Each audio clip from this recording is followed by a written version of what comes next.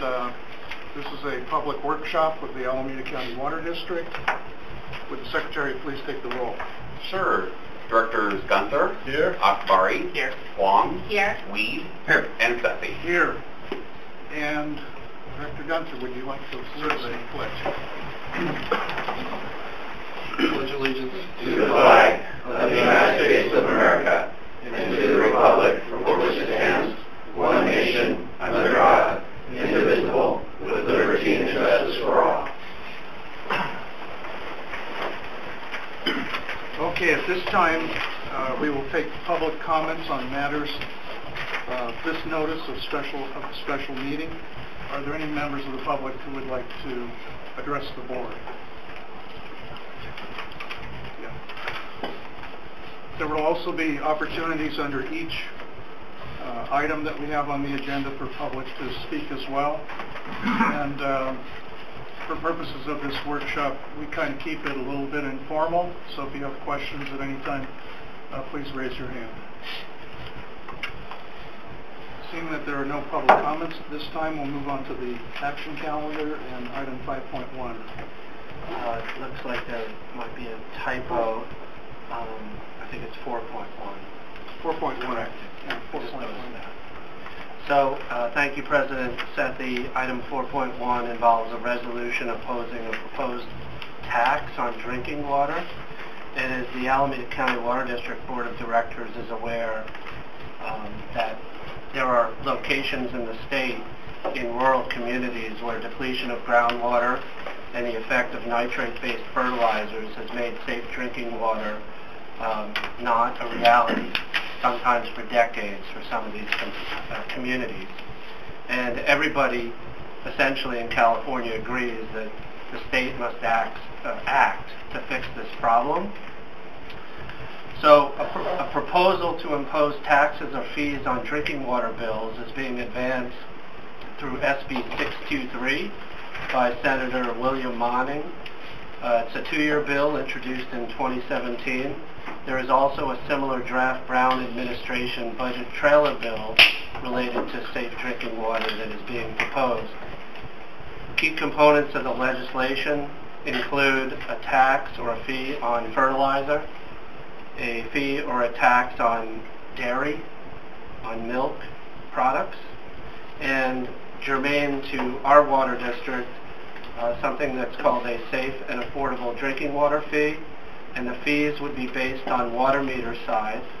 And for our residential customers, those fees would generally range from about $2 for a single-family residential household bi-monthly to up to $8 for some single-family residences that have 1.5-inch meters. And even though that those meters are also designed to deal with fire flows.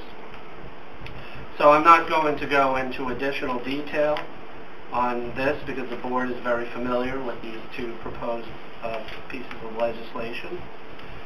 Staff wasn't planning on, like I said, going into detail, but of course we were available to respond to questions. But given previous board action on, or guidance on this issue, what staff has done is prepared a resolution, and our recommendation is by motion adopt the resolution opposing SB 623 and the budget trailer bill to the extent that SB 623 and the budget trailer bill propose taxes or fees on drinking water. And again, we're available to respond to questions. Any questions of the board? Any comments? I think you have an acknowledgement of our support. Do you need a motion to approve? Yes. Yes, we have a resolution. I'll move this resolution. I'll second. Okay. Directors Gunther. Aye. Akbari. Aye. Huang. Aye. Weed. Aye. And Sethy. Aye. Thank you. I have the resolution in front of me, so I'll sign that before the meeting ends. Okay. So we'll move on to the major portion of our workshop, which is a financial workshop. And I will turn this over to the General Manager and then I guess Mr. Wonderlick. So, thank you, President Sethy. This is the second in a series of financial plan workshops for this calendar year. And these workshops will focus on development-related charges, water rate structures, water rates, and the district's budget. This evening, we are planning on addressing a review of development charges and account establishment fees, and review water rates and pricing objectives, including the allocation of variable water commodity rates and fixed service charge state water project override tax revenue sources. We're not, I believe, looking for decisions on these issues this evening. However, we are looking for a conversation with the board as well as board members to communicate with each other regarding your feelings and your priorities regarding some of the objectives that the water district should try to achieve with its pricing. So with that, I will turn it over to Mr. Wonderlick, who will guide you through our journey this evening. All right, thank you. Let's see, I think we're waiting for some batteries to be replaced in our clicker so we can move through the slideshow, but if we could just advance to slide 2. All right, thank you. So this is our agenda for this evening, and I've put estimated time frames for each section of the meeting this evening.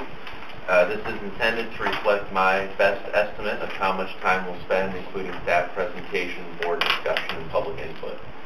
These are just estimates. But we'll be reviewing our timeline of financial workshops.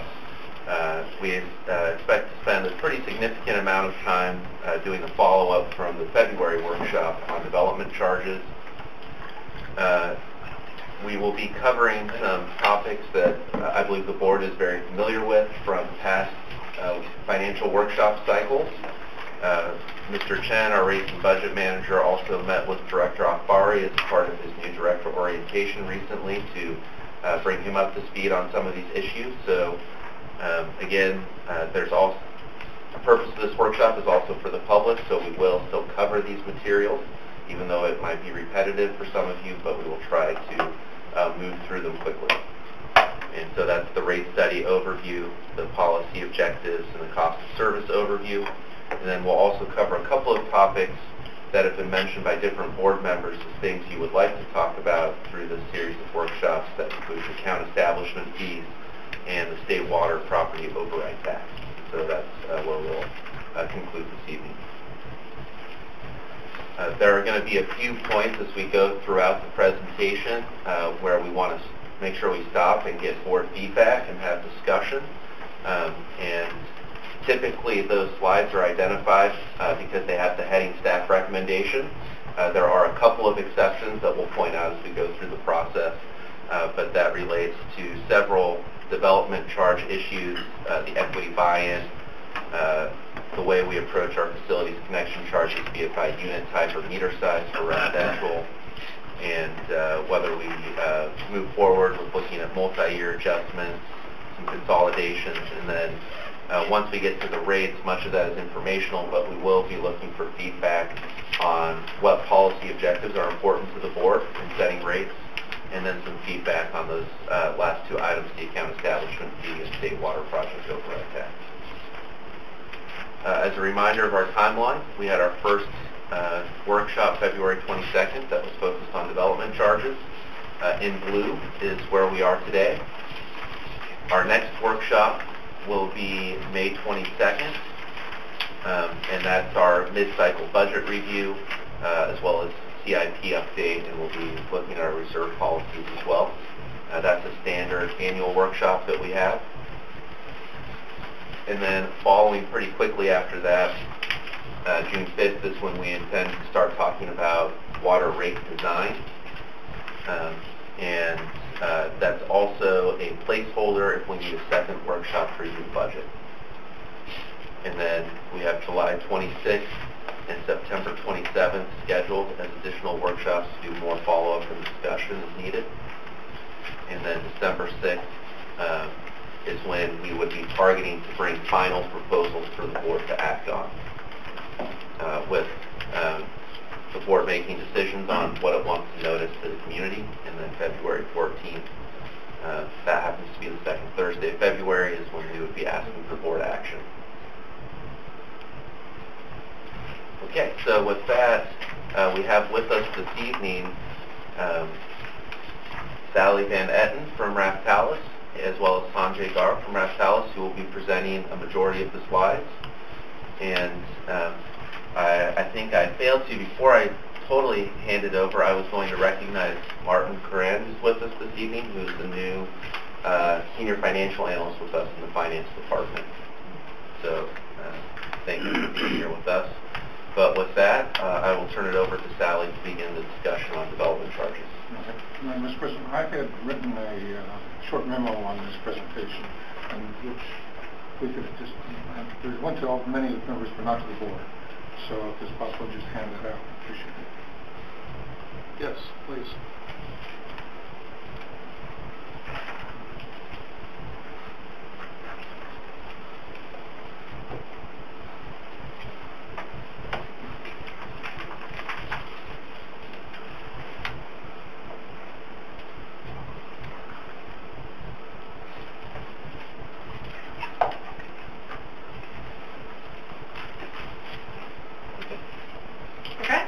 Yeah, let's. Good afternoon, everyone. You'll remember that we last touched on this topic last February 22nd, development charges, and we had some items that we promised that we were going to go back and think about and work with staff on a bit, and get staff also did a fair amount of work on their own dealing with some issues.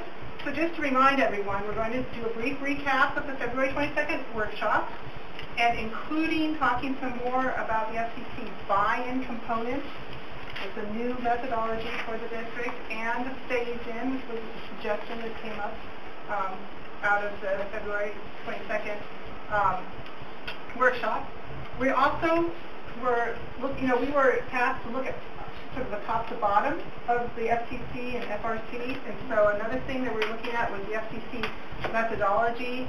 Currently, the district charges residential on unit type, as you recall, and we were looking at unit type or meter size. Again, this is actually something that staff did a bunch of legwork on and we'll be reporting on. We want to talk about multi-year adjustments. We want to talk about some suggested consolidation in development charges, and we want to talk about some regulatory requirements, more of a reminder to the board. Okay, again, February 22nd, we gave an overview of development charges. This was a follow-up actually even on a December presentation, sort of setting the stage and reminding everyone what exactly development charges are. We provided a brief discussion of facility reimbursement charges. That's a separate collection right now by the district designed for reimbursement of developer-led projects as opposed to CIP projects that the district is leading. We want to look at an in-depth review of the facilities connection charges, and again, this deals with the buy-in concept again, and phasing that in, and then looking at the unit type versus meter size methodology for applying the charges, and then considering multi-year development charges and how that could be appropriately accomplished.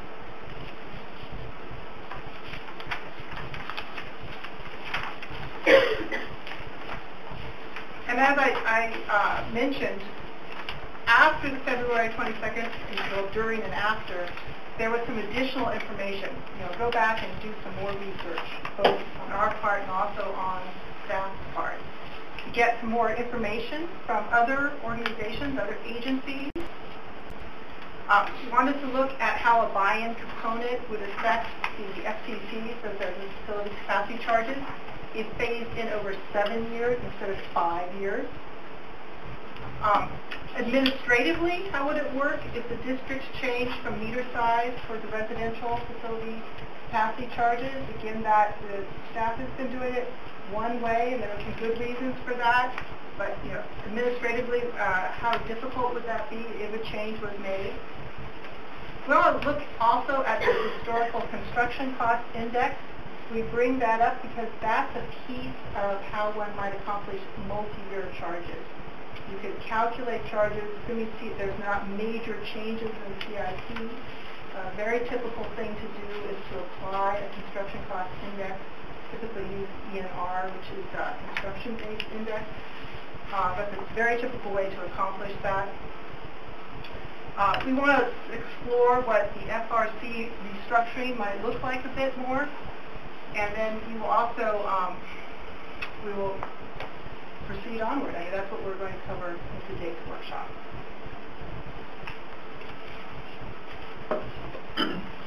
And again, this is a bit of a reminder. It's hard to keep all these things straight, all the abbreviations. The facilities connection charges, those are deposited into the district, what's called the FIF fund, the Facilities Improvement Fund. And this is intended to help fund the growth-related portion of the district's capital improvement only.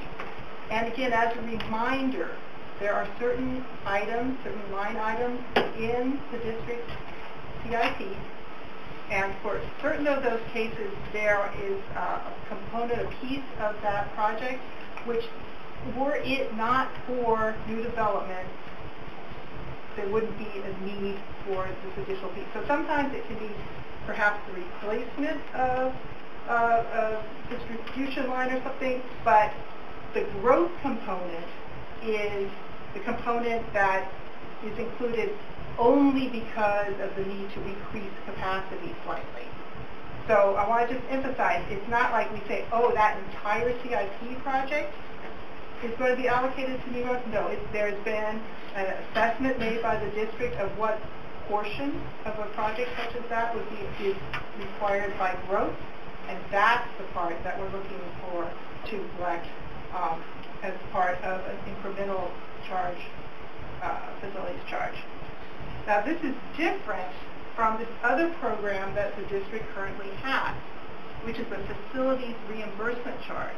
And that's money that is collected separately and it's put currently into a separate fund, the Installers Reimbursement Fund. And this, again, is intended for developers who have oversized, for example, if they wanted to build ahead into a new area. The district communicated with the builders. The builders wanted to go ahead, and the district said that's great, but eventually there'll be some infill there. So this is a fund set up so that when a developer builds larger than just needed for his or her own development, it was intended as a mechanism to easily repay those developers.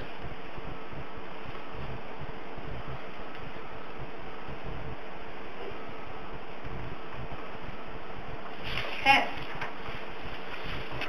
So with that, we really wanted to linger a bit tonight, this afternoon, on an overview of some of the FCC components. And the suggestion that we brought forward last time is to add in what's called an equity buy-in component to the district's FCC charges. And the idea is that the district has been around, we discussed at length the last meeting that I was at in February, that the district has a long history. And so there's a lot of facilities that have been constructed that are existing facilities provided by utilities, often purposely are overbuilt to include room, extra capacity for new development. And the concept of the equity buy-in component of an FCC is that it's intended to recognize that existing investment. So if you're coming in with a new household or housing development, you benefit from the fact that all of the sort of backbone facilities have already been constructed. They're ready to go. And this is a way to recognize that the existing users have developed and maintained this utility system that has capacity so that you can just sort of plug right in, if you will. And it's based, with the way this is calculated, is it's based on the value of the existing system and the current demand. So you look at the average investment that the current, we do in terms of EDU or EMU, equivalent meter unit, has provided to the system. Now that's in addition to what the incremental approach. The incremental approach is, I just used an example. Say there's a distribution line and it needs to be constructed slightly larger, and it's only because of growth. Were it not for growth, you would not need to add a little bit additional capacity. So that's the piece that is allocated only over projected new growth. So we are suggesting a change here. This is two pieces. And it would be a comprehensive FTC in that it would be a combination of the buy-in and the incremental. Any questions or? In the prior presentation, we used the word hybrid, Yes. which I thought was confused the situation. And that this, when our discussions, if I understood them correctly, said that these are separate issues that really do not have any inner entanglement. So why would you want, for purposes of transparency and clarity and ability to audit the process, why would you want to combine this? Why would you not keep them as separate line items, particularly since one will be phased in over a 5-year period before it reaches full funding? That was one of the concerns I had. Jonathan, do you have a? Yeah, so I think what we were envisioning as staff is we would want to show people what's the total cost that essentially there is to connect to our system, and that total amount would be the facilities connection charge, but then we would separately identify within that how much is for the buy-in, how much is for the incremental, which is our current methodology, how much is for the reimbursement charge, and then those streams of money would be deposited into separate accounts and accounted for separately because they have different restricted uses. We're just thinking about one sort of comprehensive facilities connection charge with those subcomponents. So the intent isn't that we would somehow hide how much is from each component or commingle the funds. That's just, I think, the way as staff we were thinking about how it would be put together. Maybe then it's, well, I'm not certain what the advantage is combining them. If you have two separate streams, you're going to keep the funding totally separate. Why would you want to combine them into a single bill? That was the impression I had. The impression I had that might be confusing.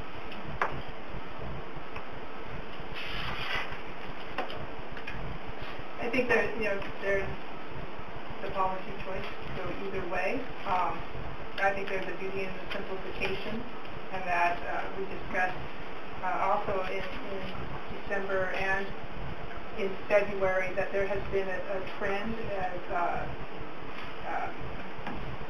as district matures in terms of land use and other items, that you had a much more challenging to implement approach in past facility capacity charge calculations, which was talking like 20, 30 years ago, and that the trend has been towards simplification and consolidation. But I think that Director Weed's comments are perfectly appropriate, and it's up for discussion. And based on the answer here, that we're still going to, the person getting the bill will see the two elements within this combined element. That was my concern. If you're going to, however you want to do for internal accounting, do a comprehensive and for financial reporting, but the separate items ideally should be reported independently because they're separate entities and one is being phased in over time. That was part of the confusion. Right. So I guess I have a question for staff. I know you've been talking to BIA, and we were asking the question, would you prefer to have one bill instead of 3? Well, I don't want to put them on the spot and ask them to answer that question right now, but I think, why don't you work with them and figure but out? I'm sure they would be happy to provide us feedback on that. Could you? So is there a preference from our development community to either receive one comprehensive bill with some of the line items or get 3 separate bills? I guess that's what we're boiling down to. Well, I don't think I'm Pat Sato representing BIA and Dennis Martin. I don't think we're in a position to specifically answer that question today. Okay. I know when we met with staff the other day, we talked through the idea of the current system of billing, the new methodology of going forward, and now I think it was called hybrid, now called comprehensive. But it is one of the things we are looking at. We also have hired a consultant to go through this and work through this with your staff, and we'll be having additional comment. But I think your question is good. I know our builders, when they talked about the proposed new methodology of the buy-in, there were a number of questions. In fact, what just came up in the comments that were made, it's our understanding that a lot of the existing infrastructure actually was paid for by the building industry, the developers, when they came in to build throughout the ACWD district. So maintenance may be your existing users, but a lot of the existing infrastructure actually was paid for by development. And I know one of the comments in our meeting the other day was by buy-in means we will pay for it again as developers. But we also are looking at that, and that's going to be part of our analysis as we go forward. Thank you. So basically what Director Weed was saying is you prefer 3 separate bills because there are 3 separate funding streams. So I guess we're not challenging the number. It's really how do you build it, what's the better way for transparency. Right? And personally, either way is fine as long as you spelled out the sum, where the number comes from. I have no problem with a single bill as long as we identify in the billing that we have separate components. And that's what you're proposing. Yeah. And if that is what's being proposed, I couldn't get that from the presentation. So I believe that's what you're proposing, and that's why Have you looked at? Okay. Well, I went ahead and forwarded the slide because it seemed appropriate, and I'm aware that staff did meet with the BIA, the Building Industry Association, and that there are representatives here. So, Jonathan, you were planning to jump in and give a little more personal insight into that piece of it. So first, each director should have received a copy of this letter from BIA, should have been in your sort of stack of papers when you came in. And we did meet with them last week and sort of walked through essentially the presentation from the prior workshop and the methodology and sort of the proposals that staff have made. And the BIA representatives that are here with us today were there at the meeting last week, as well as representatives from several of the developers in the community. And I sort of characterized the feedback as, are we being asked to pay twice to subsidize water rates? And then the second main piece of feedback that I heard was, okay, if we are required to pay these higher fees, will we get a higher level of service? And so, of course,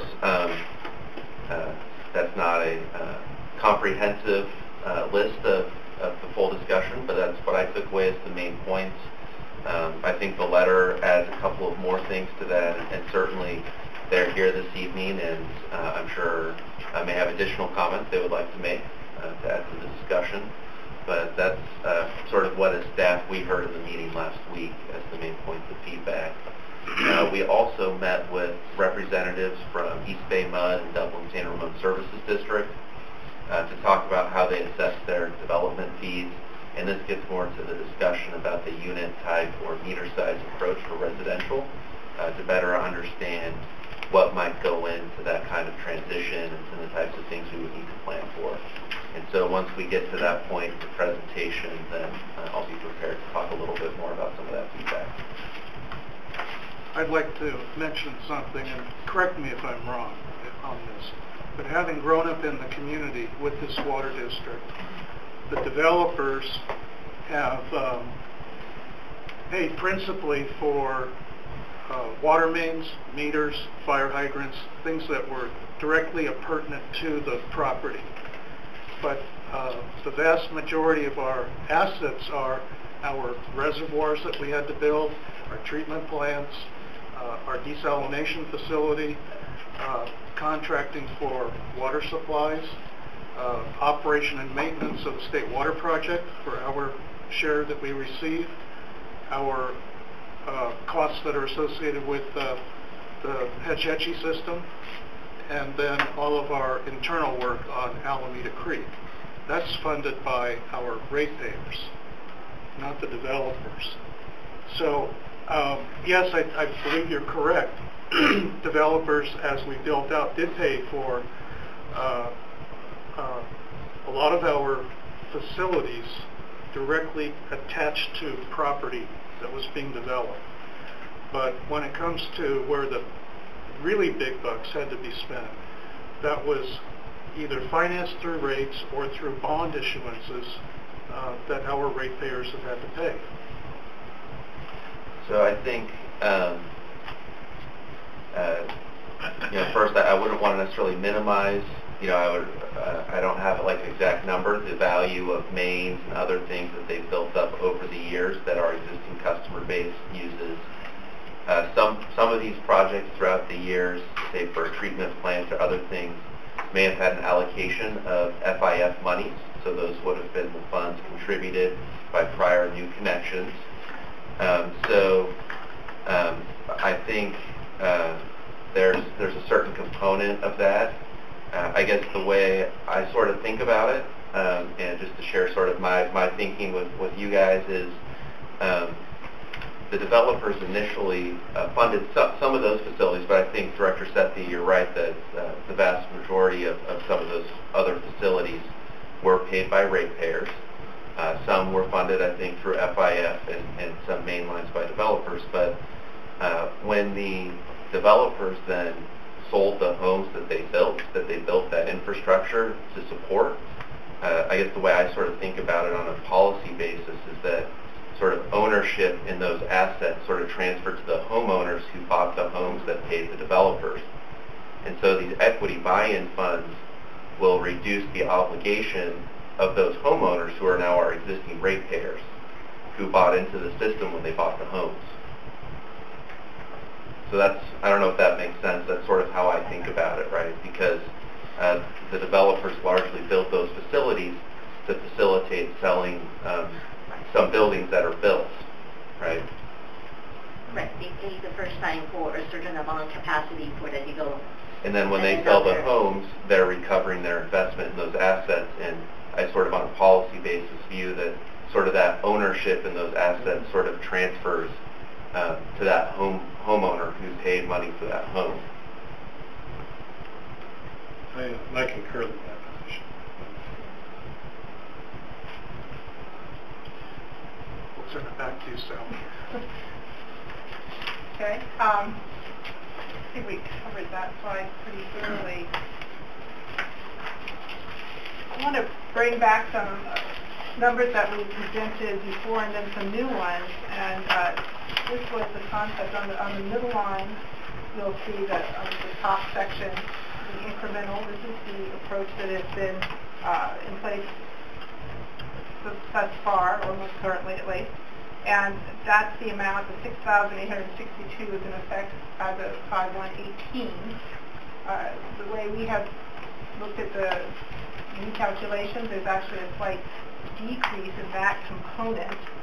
And then the first set of numbers is looking at this idea of the equity buy-in and phasing it in over time. And that's an attempt to understand that people have been used to a different set of numbers, and they possibly doing planning based on a different set. So this acknowledges that and builds in the equity buy-in component that we're suggesting, again, over a period of 5 years. But then there was also a question about, was that enough time? Could you also do over 7 years? And just for the sake of responding to that request, staff prepared this chart, and that shows, basically the same calculation, but over a 7-year period as opposed to over a 5-year period. So again, this is all ultimately up to the district and the board. Certainly, it can be done either of those two ways. What we don't have included there, what staff has not included, is that piece I was talking about before, which would be an automatic increase to keep pace with the value of the dollar, so it would be lost to inflation, and that would be the multi-year adjustments based on CPI. So those numbers that you see in front of you, in actual, fiscal year 1920, for example, would be increased by whatever the CPI index was for the last couple of years, and that's to maintain the same level of buying power. Yeah, I have a question here that occurred to me when I was going through the pre-reading. So,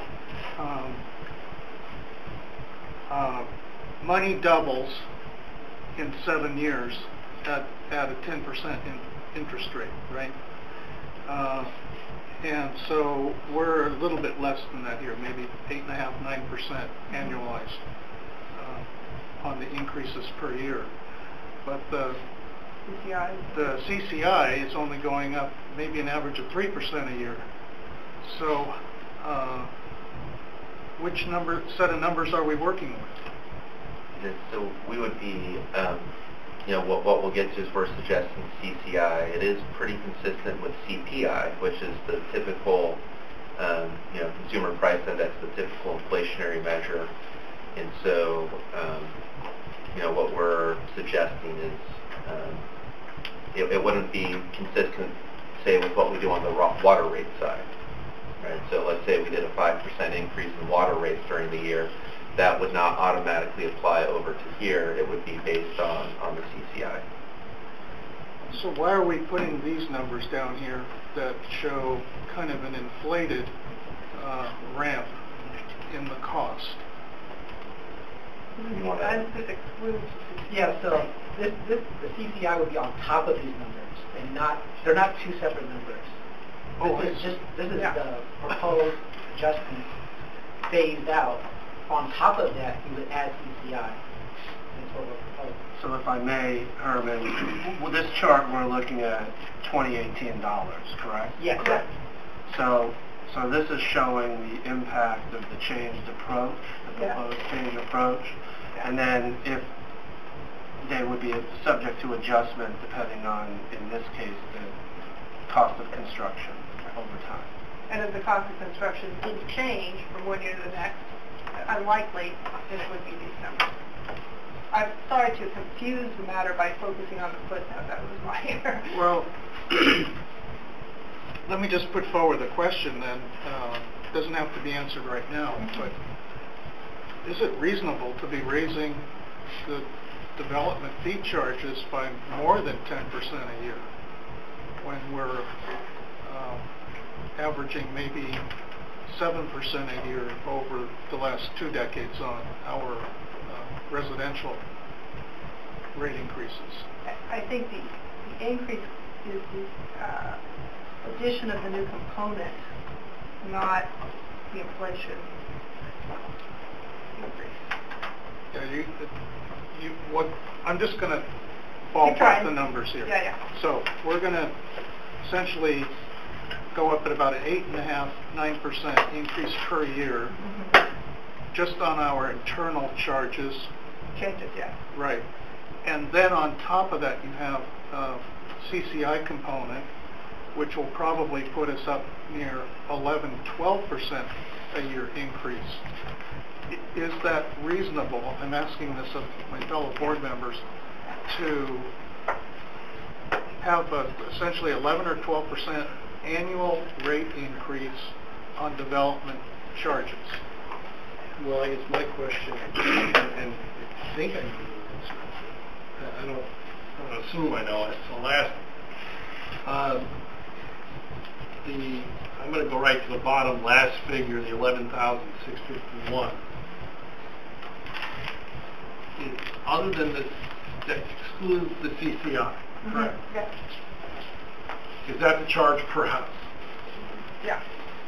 So effectively, that is what we would charge the developer per house from the district. Correct. What else do we charge them for? Well, actually we did not include the FRC component in this, which is currently about $460 for a house. Okay. We don't have updated calculations on that. Although we have some concepts with that to share tonight, we don't have updated calculations to provide. So that would be... What are we looking at? Do we have a concept of how approximately where we're going to be? I would assume it will stay about the same. You know, this $460, but really we haven't run the numbers yet. We haven't developed sort of our projections of what we think the reimbursable amounts are going to be each year, and that's really the big factor. Yes, I guess my question is, if the dollar figure is, let's say $15,000, is that really an unreasonable fee? An average home, new home, is $1 million. I mean, you can't find anything, single-family resident in the Tri-City area below $1 million today. That's, now, I'm not a big advocate of piling fees on developers, don't get me wrong, but my quick calculation showed it to be about 0.1 or 1.1%. I don't really know if that's unreasonable. I think when you look at the number of 15,000, you say to yourself, yeah, that's a lot of money. But when you put it into the context of the home will be sold for $1 million, I mean, granted, if I was the homeowner, $15,000 is a lot of money to me too. But realistically, at that point, I don't know. If this will get us the equity buy-in that I think we should be going towards, I'm actually okay with it. Based on the fact that the average, we're not talking an average home price in the Bay Area of $350,000 anymore. Yes, you could have bought the house across the street from me during the recession on a bankruptcy loan fall for $350,000. Today, that same home runs for $800,000. I think it was built in '76. I'm not so certain this is terribly unreasonable. If I may, at the last workshop, the question that we teed off for the board was, does it make sense to change our basis of development charges? And the feedback we received was the buy-in component seemed like the way the board was leaning. So the purpose of this chart is to show that if we did change our policy, next year the fee could be $11,651, but the purpose of this chart is to show the effect of phasing, because the board was sensitive to what this could do in terms to the finances of ongoing developments right now, or developments that are planned. So in terms of reasonableness, there's a lot of different ways to look at that, and I don't think you've included a chart of what other agencies are charging, because we showed that in the last workshop, correct? Yeah, we showed that in the last workshop, and essentially, the way it played out was that our current or proposed charges would put us at the higher end for cities that provide water service. But even fully phased in, we would still be lower than all of the other special districts in the area that are focused on water. That'd be that East Bay Mud, Dublin San Ramon Services District, Contra Costa Water District. And I think there are other motivations and incentives that come into play with the cities and encouraging development. But the sort of single focus agencies, even fully phased in, we would still be less than the others in the East Bay region. Have you received any feedback from any of the cities, Fremont, Newark, or Union City, on these proposals? We have not.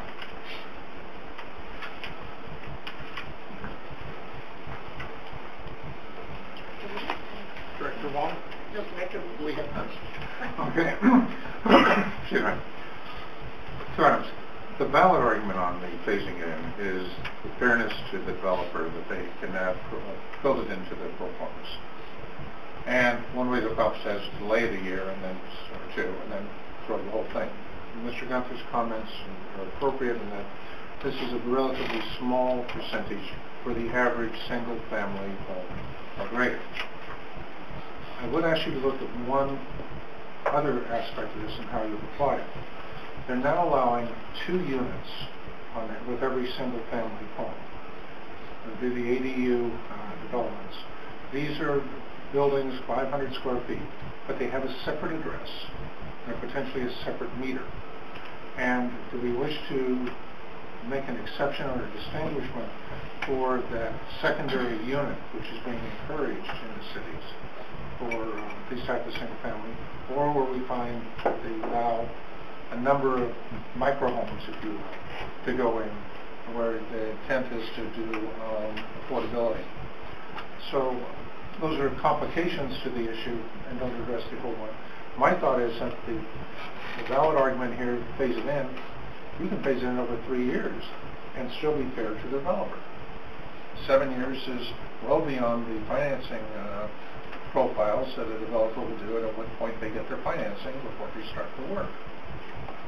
And I recall that we also briefly mentioned on this at the last meeting that I was attending in February, and Director Weed correctly identified that there is some issues, especially at the state level, regarding ADU, accessory dwelling units, and the current legislation, and I'll look to Pat, of course, for the final consensus on this, but my research indicates that SB 231 and other prior legislation that's already passed and already in the law prohibits actually the additional charge on ADUs, and I believe it's actually 1,200 feet or less.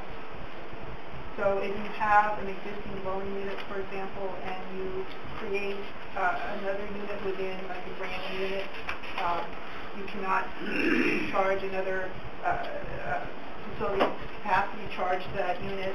If you have an outbuilding on your property and it's less than 1,200 square feet and you change that into a unit, you cannot charge another capacity charge. And that applies both the FRC and the FCC? I don't know about the FRC, but definitely to the FCC. Okay. Interesting. And it's just a matter of, regardless of the legislation, Fremont has been allowing walk-up granny units above the detached garage. There's a curious definition there. And with separate addresses. Mm-hmm.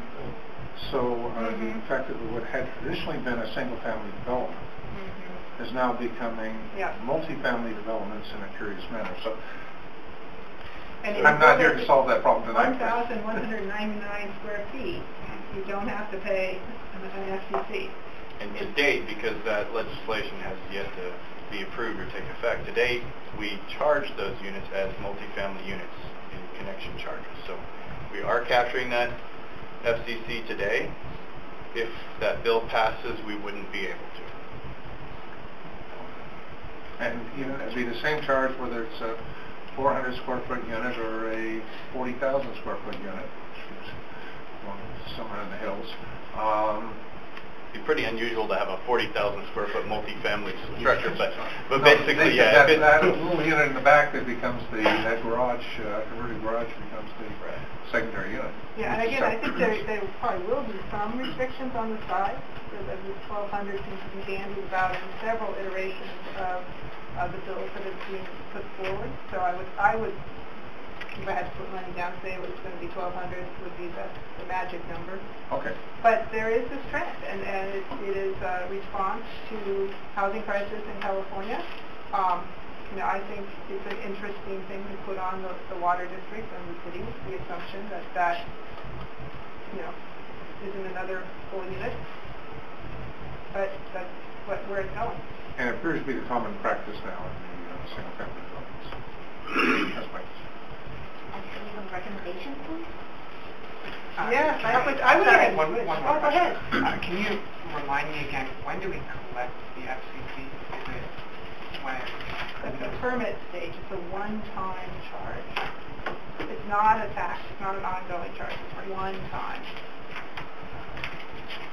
So we are here tonight to provide staff with guidance. We're not really voting on these things, but I wonder if it's reasonable for us to kind of poll the board as to whether we support the staff recommendation. If one of us does not, then maybe we can explain why or what other option we see. And maybe before you go down sort of for that discussion, just one of the things I wanted to point out is we still consider this a preliminary recommendation. We're going to be updating the capital improvement program in the coming weeks with the board. Those revised numbers will affect the calculations that go into these fees. We'll also have our financial results for the fiscal year as say the FIF fund balance grows, or as new assets are reflected on our books and depreciation comes off of the existing value of our system. All of these numbers will change. I don't think it will be significant, but until we have those final numbers, we are identifying it as a preliminary recommendation. And then I think we also have representatives from BIA here. I don't know, they may wish to make public comments as well. Would you like to? Is it convenient? Yes, please. Just any place? Yeah. Okay.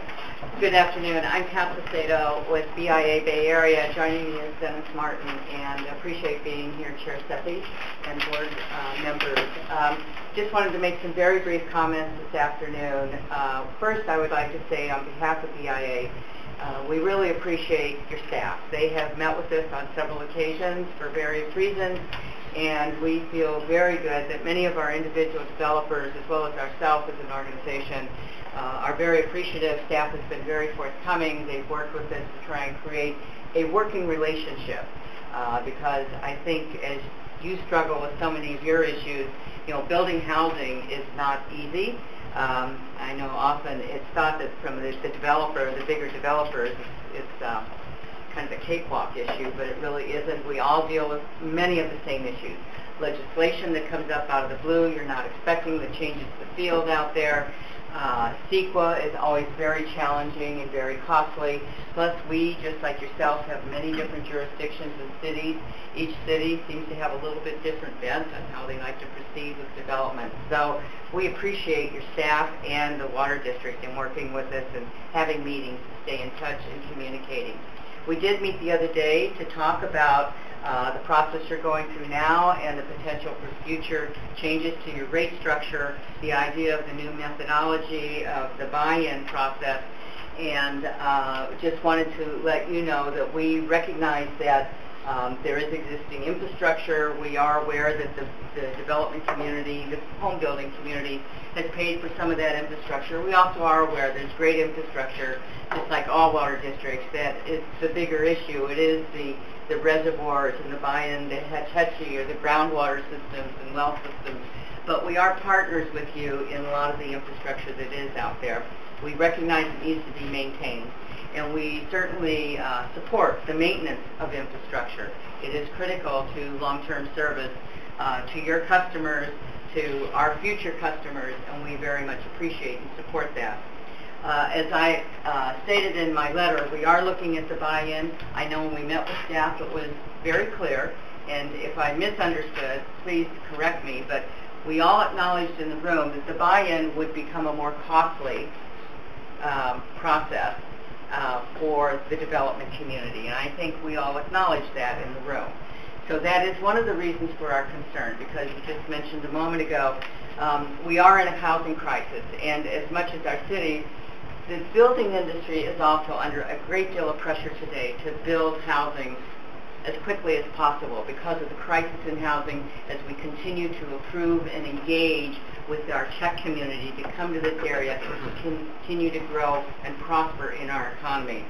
So we are under great stress to provide housing.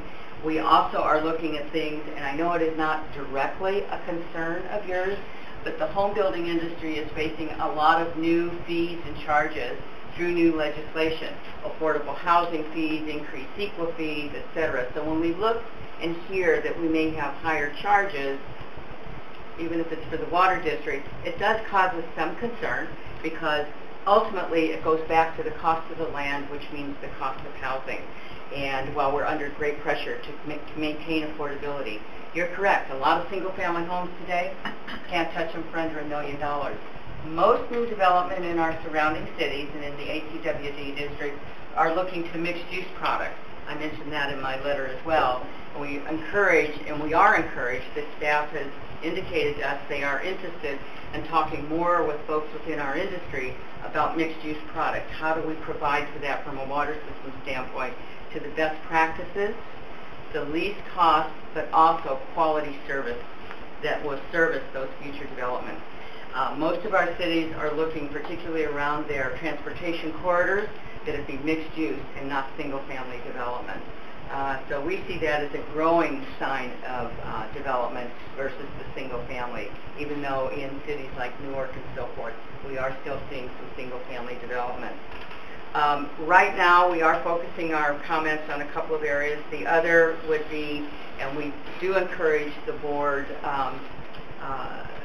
supporting and providing direction, if possible, to support your staff to help us look and do a dive into what could be utilized to streamline development review and processing of applications through the water district, to remove any redundancies, because time is money. And so we're looking and asking for that, not to say we are not supportive of the processes today, but we also are looking, how do we save money, which saves you money, which also saves the future homeowner or buyer. So we're in this all together, and that's why we're here. We want to work with you. We want to be productive in the water district and in your communities. And we will be working. We have hired a consultant. They're going to be going through all of the work that's being done. Your staff has been extremely accommodating. They're willing to work with our consultant, go through everything. And I just want to say at this early stage, we likely will come back with additional comments. But this is the way to do it, is to engage, communicate, and work together as a team to provide good service, good product, and good relationships with your partners. And the development community, we feel we're a partner to ACWD, and that's how we want to work with you as we go down this road. So I appreciate your time, and we will be back. Thank you very much for the comments. They're very well appreciated here. Director Sethy? Yeah. One more comment. Because of the one fee fits all, I suggest another alternative. Every building permit will give you a number of plumbing units in order to get the plumbing permit. And ask you, when you're working with consultants, to consider basing the fee on the number of plumbing units in each of the construction. That may also allow you to do the transition to multifamily.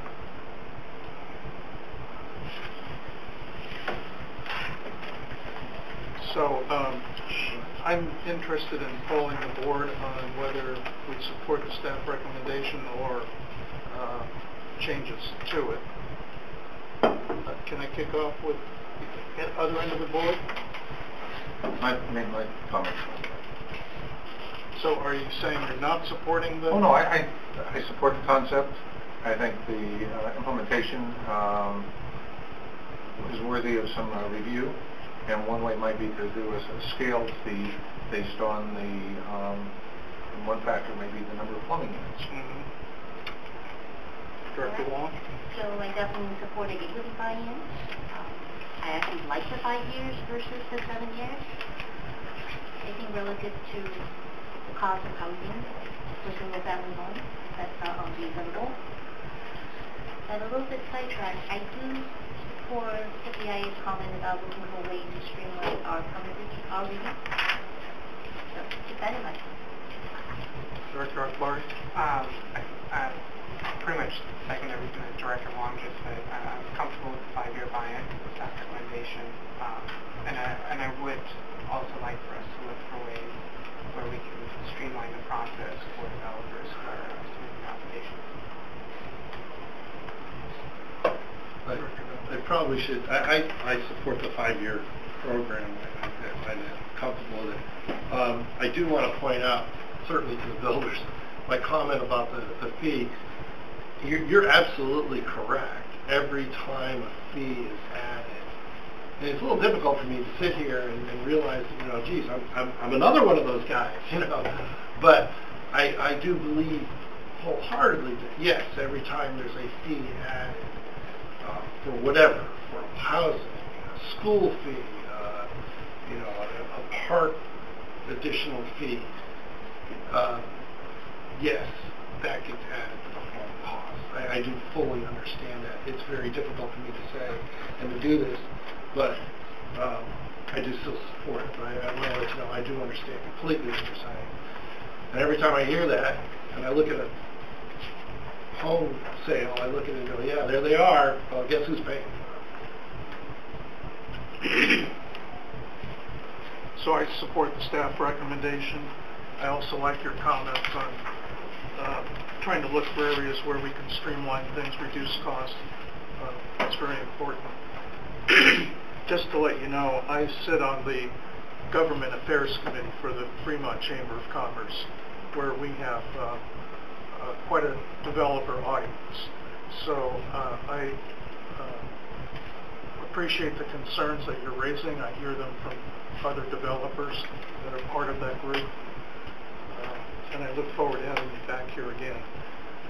I concur with Director Weed on trying to perhaps better take another look at what we do for mixed-use developments and try to forecast out the changing environment that we're going to see over the next 5-10 years of construction in our community. So, Director Sethy, Yeah. I just want to be clear, when we say staff recommendation, it includes the component of annual increase by the construction cost index, right? By the Yes. CPI? We haven't got to that part yet.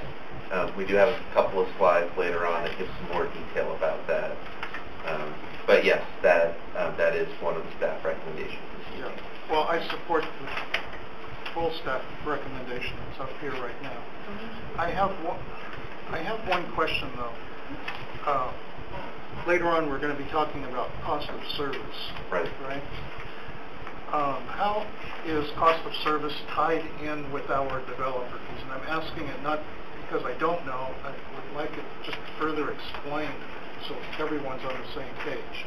Sure. I mean, I could take a stab at that, but I think I'll turn it over to our expert a couple of seats down for me to explain how cost of service fits into development fee setting. I was looking at Sally, but I guess, Sanjay, if you want to answer that, you can. Do you want me to start right now, or do you want to go? No, you go ahead. Okay. Sanjay, this is what we pay you for. Okay. No, Sanjay, before you start, Yeah. I just thought I'd like to try to clarify President Sethy's request. Are you talking about cost of service to the developer or cost of service as it relates to all customers? Cost of service as it relates to all customers. Okay.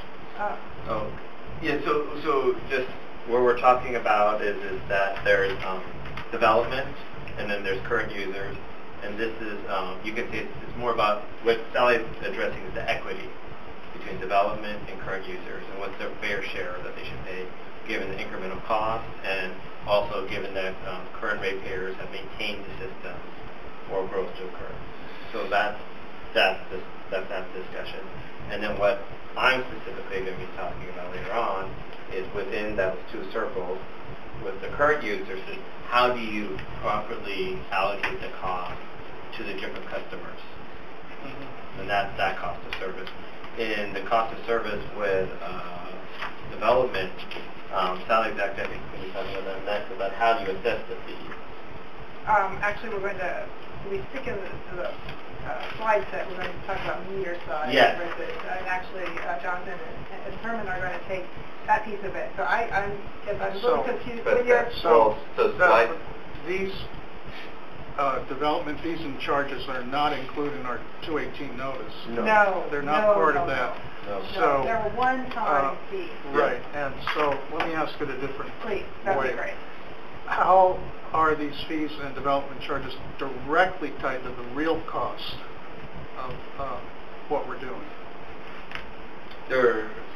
tied directly with the real cost by increasing facilities or building facilities for development to occur. So, if I might, our last slide in the development charges section, I think, is addressing the question you're asking. So I might just skip ahead, and then we'll come back.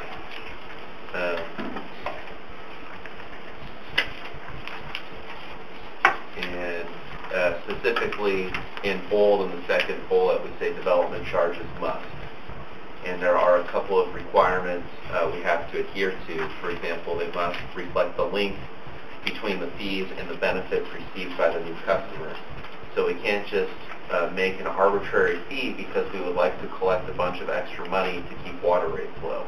We have to say that we have to be able to establish that there's a certain benefit new customers get as they connect into the system, or a new cost they are imposing on the system by adding to the demand, and the charges we assess cannot exceed those costs. That's getting to the basis of my question, Okay, because I would like us as a district to be able to articulate to the developers that there's some sound economic basis calculation that goes into how we determine what our costs are, that it is not arbitrary, that we do have boundary conditions on us as an organization, public agency, and we're not just charging liberally what we, to earn money or something. Right, and so it's we are absolutely restricted by state law that we cannot charge more than the cost of service or benefits received by these new connections. So there has to be a nexus. When we are done with this process, Rastalis will prepare a formal report that goes through how we develop these and explain the calculations and all of that will support everything that we're doing. Great. This is what I wanted to hear. I'm glad our building friends are here to hear it too. Thank you. So let's move on here. So we are now going to go back to slide 16.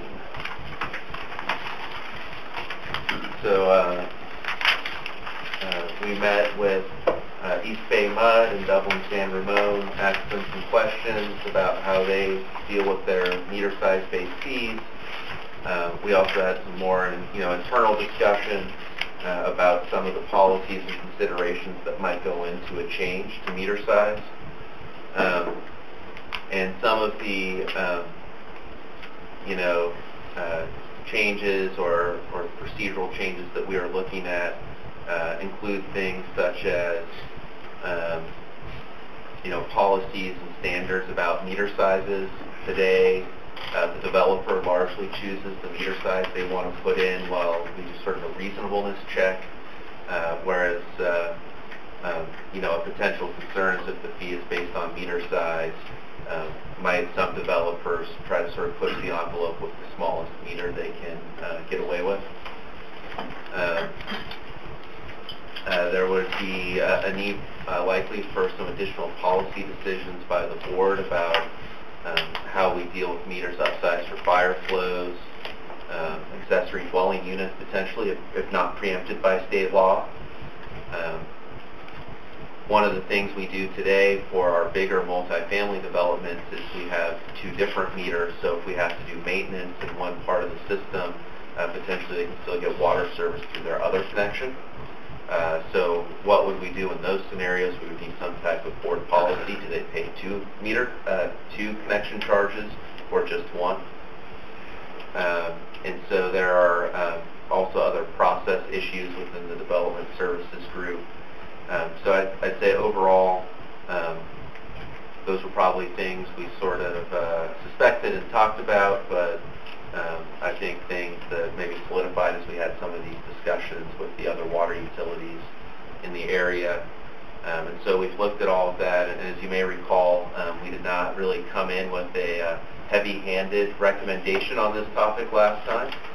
And so following our review of these items, and consideration of the feedback provided at the last meeting, we do have an updated staff recommendation, which is to maintain the current structure of unit type for residential connections and meter size for the non-residential connections.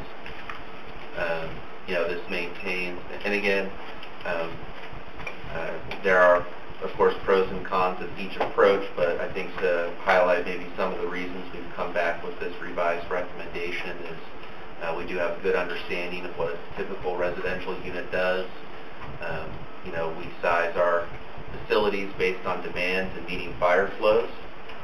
Our system is not sized to meet the maximum instantaneous demand of every meter in the system. It does, in terms of a workload type of perspective, it maintains our current policies and procedures. And,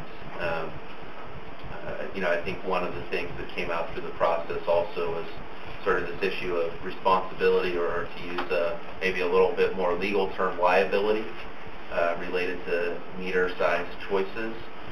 And so, again, there are pros and cons of each approach, but we've come back with a revised recommendation to maintain the current approach.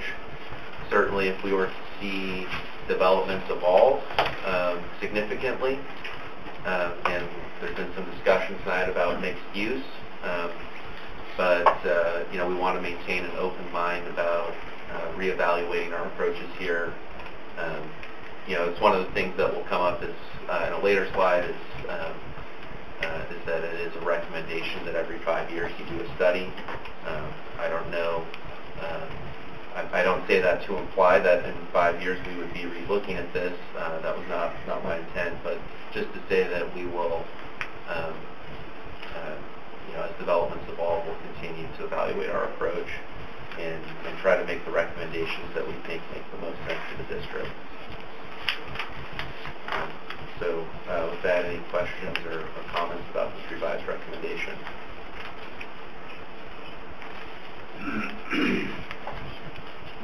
I don't have any, Director Weed. Yes, two items. The first of the timing, is that in here that you're looking at this annually, or might it make more sense to do this every 2 years and the off year every 218s? Because we're now on a 218 2-year cycle. So we will get to this in a moment, but the general thought is the sort of AWWA recommendation is to do a comprehensive review at least every 5 years.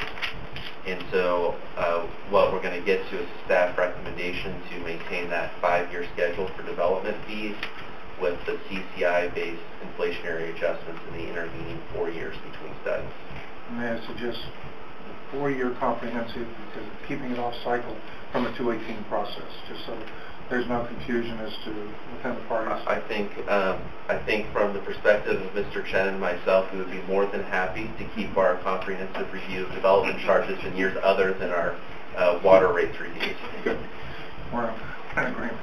Next, the ability to encourage sub-metering, particularly in large apartment complexes where you have a master meter currently. But if you sub-meter, several things. One, not charge an additional fee for the sub-meters. Second, establish a separate billing mechanism where you are able to bill the sub-meter just the commodity cost and charge the service charge to the master meter. That way you get conservation and ideally get 80% of the bill on the service charge side. And third, if we do go to that way, that even if it's managed by at the water district, if we go into AMI, extend ourselves into non-billed units, that we can at least provide that allocation to the homeowner, to the property owner, so that we then have, we're going into areas that are currently not billed meters currently, but we can still monitor and assist the property manager in controlling water waste and losses on site with real-time read, rather than having to duplicate a separate AMI system within the complex. And some of these complexes are getting quite large. Who would own those sub-meters? Pardon? Would the district own those sub-meters? That would be the And who challenge. would maintain them? How do you, well, you would be the property owner, you hopefully would be able to take responsibility for them, but the requirement for collecting the data and collating and monitoring the data is an additional charge that the property owner may not be really set up for, and the water district should have universally in my system, would be. Just twist on what we've been discussing. Talk more about that when we get to AMI. Director Huang? No problem. Director Akbari? Do you support the staff Yes. recommendation? You do too? I certainly would support this, considering some of my views on residential size metering. So, yes, I support staff recommendation. I do as well, so. And the 4 years will work very well with the 4-year to 18. That sounds like a good idea.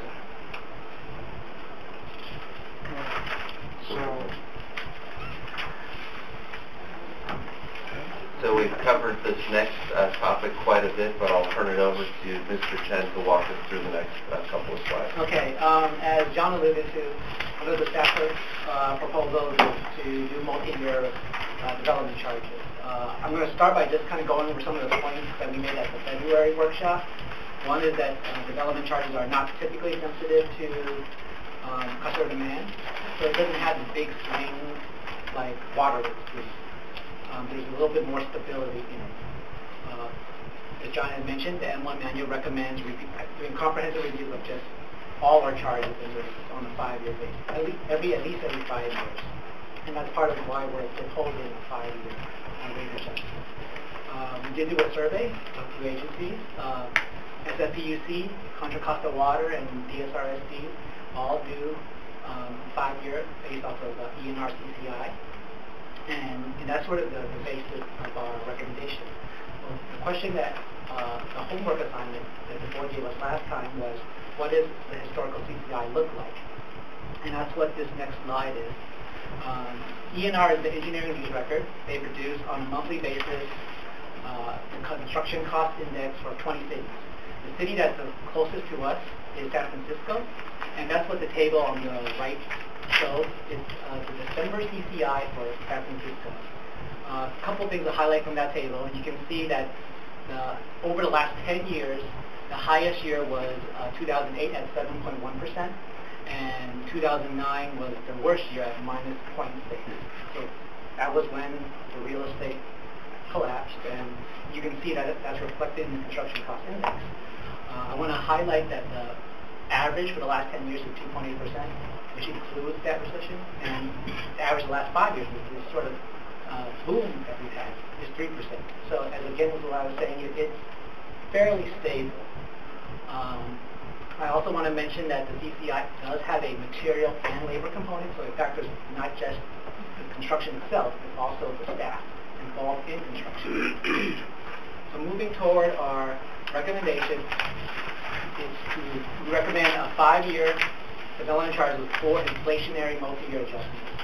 The majority of the slide is sort of a timeline of how this would play out. Okay, year 1, that will be based off a cost of service study. We will do a study based off our CIP and set sort of the base rate. So that's what the preliminary 11 values that you saw, that's what that would be. We would follow our typical process, which was December, we would come to the board and ask you to set a public hearing. This would be a Mitigation Fee Act public hearing, not a Prop 218. January, we would send out a developer memo to all developers and to BIA as well, notifying them of what the proposed rates are going to be. February, we will hold our Mitigation Fee Act public hearing, and then on May 1st effective date. We basically want to keep the same effective date that we've had the past few years. So that'll be year 1. Year 2, when the first inflationary adjustment kicks in, you would not have a public hearing. So the December would be used to calculate what the CCI adjustment would be. We would still have the same developer memo coming out in January, and we would still have the same May 1st effective date. So basically what we do is we cut out the public hearing from it. by just doing a CCI adjustment for years 2 through 5. With that, 2 through 5 or 2 through 4? or 2 to however many years the board is comfortable with a multi-year rate. So do we have board agreement on these staff recommendations? As long as we understand that we're going for odd years for this and even years for our 218. Yeah, we will certainly have recommendations for how many years we should do on our 218 process, and the intent would be for that to be, when that process concludes, to not be the same time as this concludes. Fine with the comment. I'm right there. With that, we're going to move toward consolidated charge of taxes salary. Okay, back to the FRC, and recall that the FRC is a separate, different methodology, different calculated component to the current existing set of facility charges that the district charges. And from my perspective, this was something that was very useful and handy to have this as a separate charge and calculated for a period of rapid growth.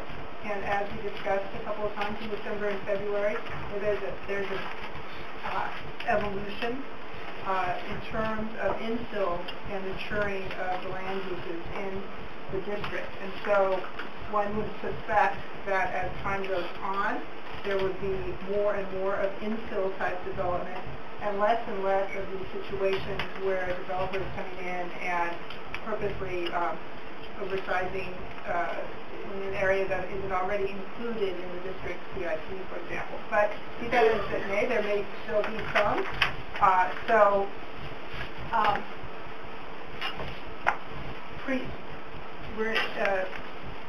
I just repeat myself, but anticipate to have greater infill development with less need for these types of additional reimbursable infrastructure. And just to harken back that the Hilton Farcost and the Barter Wells Associates studies, these are prior capacity charge studies, also included recommendations to streamline and simplify all development charges, and this is just a continuation of that evolution and process of streamlining. So with that, we were recommending that consolidation of the FRC into the FCC. It's been described already as part of the discussion. Oops, thank you. Thanks, Judy. We've had some discussion already tonight, a little ahead of this slide. But the idea would that be that the FRC would become a component of the FCC as opposed to a complete standalone. You'd be looking at capital contributions required would be integrated into the CIP. We'd like to see the FRC component calculated similarly to the FCC and more similarly. But because there still is a purpose to reimburse certain developers, especially those who've already, under the past program, contributed, we continue to account for these funds separately. So this gets to the prior discussion, that having a separate fund and a separate accounting. But I think you should keep a watch on this particular component over time. Again, I'm not crystal balling a little bit here, but I suspect as there's more and more of this infill type of development, unless you all of a sudden annex more district area that's undeveloped, that the need for this may eventually go away, not necessarily right now. So let's keep checking back on it would be our recommendation. In the way the basic methodology would work to calculate it is you sort of take your revenue requirement, which is going to come out of the CIP for the estimated reimbursable portion of capital contributions being developer-built assets that are dedicated to the district upon completion. You subtract off of that your current fund balance, and then divide that by your future sort of number of new meters you expect to be connected over the next 25 years, which is just how we do our current FCC. And to the point that was made is maybe that fund balance, or as those estimated reimbursements go down, or the fund balance goes up a little, you sort of spiral down with what the fee is, and then at some point then it becomes a discussion about our sort of long-term approach to the FRC.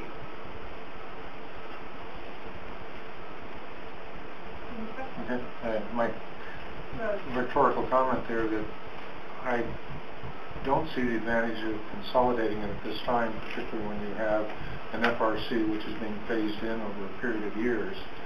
That it appears that you would want to show the billing, maybe in the footnote saying this is 20% of the ultimate charge, or this year 40%, or I'll try 80%. And then once you have that in place, both 100% funded, consider a consolidation. But even then, there's still totally separate mechanisms for accounting. And why would you want to what is the advantage, and I don't see it here, of combining them into a single bill, other than saying you can pay for them both with one check? I don't see the reason for the push to consolidate, to roll one into the other.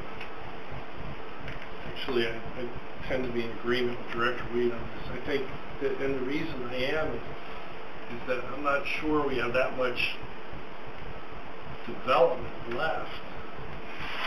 Perhaps maybe Newark, unless we were to annex, some area where this will even take effect. Do we know approximately where this? I mean, how much is maybe this will even affect? Well, it'll apply to redevelopment and changes in land use too. So if somebody's going in and doing some form of development on a site, and they need to install infrastructure for their purposes, but based upon evaluation of the distribution system surrounding them and other city general plans showing additional redevelopment in the area, the district may say, hey, we need you to upsize that pipe. You only need a 12, but we need you to put in a 16 in order to serve the additional redevelopment and intensification that's going to happen here. So some of this is happening in downtown Fremont and some other areas. So we need to make sure that that we have the mechanism in place to make sure that it's equitable to everybody involved, so that the developer who's putting in the pipe at an extra cost because it's being oversized, that they're being reimbursed for that additional incremental cost, and that's what this one is. No, I absolutely agree. It's just that I'm wondering, do we really need to combine the two based on what types of projects we have coming in today? It's really about how many projects do we have that would have an FRC? Because we have it right now, correct?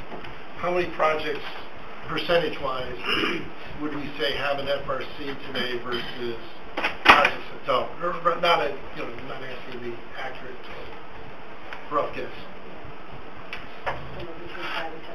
Yeah, so not many. Certainly, as Sally points out, this was really even more important in the past when there was rapid expansion. Nowadays, it's not so much, maybe 5 to 10% of development projects. Because I'm thinking with only 5 to 10%, maybe it's not worth pursuing, and we just leave it the way it is. So I actually think of a question of that. So if I might, I think, consolidation was just the way we as staff were thinking about sort of as sort of maybe a streamline or simplification. It's not a methodology issue though. But I just wanted to clarify that I believe Raptalis is recommending that we make some updates to our methodology for calculating this particular fee, even if we continue to think of it as a separate fee. Okay, no, I'm fine with that. My follow-up question is this. I understand that the need for it is less now because we no longer have any new development in undeveloped areas. Okay. So what is the advantage to the district to consolidate? Yeah, I mean, I think... Are we saving time? Are we saving postage? Yeah, I mean, I think, as we have some more of this discussion and I think about it, whether we call it one facilities connection charge with these 3 components, which I think is kind of how we were thinking about it as far as that here's your bottom line charge developer for a single family home, and here's the components of it. Whether you think of it like that, or just it's 3 separate charges and fees, I think is probably not really an essential distinction. Okay, because I am here going, that's basically what we're arguing over, so what exactly is the advantage and benefit to one to another? I think it was just sort of a mindset of how we were thinking about these, but it's, I would say, not anything we as staff would consider like an essential change in everything we're proposing. The way I look at it is you essentially have a consolidated bill. Most of them will have a single charge. Some might have 2 or 3, but you're getting one bill, and it's still itemized on the bill in a way that people can understand. And we could, and even if we called them 3 separate fees, we could still send them on one bill to developers. That's fine. I guess, like, we have the builders sort of, I don't know if you have an opinion on this, I'd love to ask. You know. Well, we were just saying, we actually want to go back and check in with our builders, because obviously, and we appreciate the questions and the dialogue, and that's why I say, I can't say specifically, we want to go back and check with our folks. The good thing is, we already have a group that come in and meet, so we will pose this to them and ask them what would they prefer going forward. Well, I think there are some unanswered, but redevelopment is a big issue in the inner cities today, and that gets back to that mixed use issue. Where are we headed? What are we doing? What are the implications? But we do want to look into this, but clearly it's something you're debating yourself, and we want to check on that. well, you know, the way I see this is developers work in lots of different communities. People have different acronyms and words for how they describe what their district is doing in terms of developer fees and charges. And if you consolidate it on a bill, and you make one payment, but people can see the itemization, I think that simplifies the process, and that's part of what you're asking for, rather than a developer saying, oh, I got this development, Pleasanton, Dublin, Fremont, and you're getting in bills at different times, and you're saying, well, what's this for? You know, you want one bill from the water district that says, here are collectively all of your water charges. And I was going to say, my gut is telling me from other things we've dealt with the builders is they typically want to know where the money's going, what it's going for, whether there's one bill, but have it listed out so they know exactly what, you know, this amount is for, that amount is for, because the other thing you always hear from developers is, give me the whole cost of doing Exactly. the bill, the project. What is, instead of this month we get this bill, that month, and oh, now you come up with another one. The consolidation is good as long as it's all spelled out exactly where the dollars are going. Okay. Which is not good. So I could go with staff recommendation as long as the line items are clear, but what I would like to say is have a discussion with the BIA, because I think I am kind of neutral on whichever way you go, having a consolidated bill or having 3 separate bills. But I think this is one of those that perhaps will have our customer to give us some feedback on how they prefer it. Combining the FRC with FCC, as long as you track it separately, it's literally how you call it is the name change. Right? The tracking is totally separate. This is, I think, more of a semantics issue. Yes. Yeah. So I could go with the staff recommendations, but give some consideration if our CIA partners have recommendations. And if we just put an identified component of the FCC, that inserting that one word would help. Director Akbari?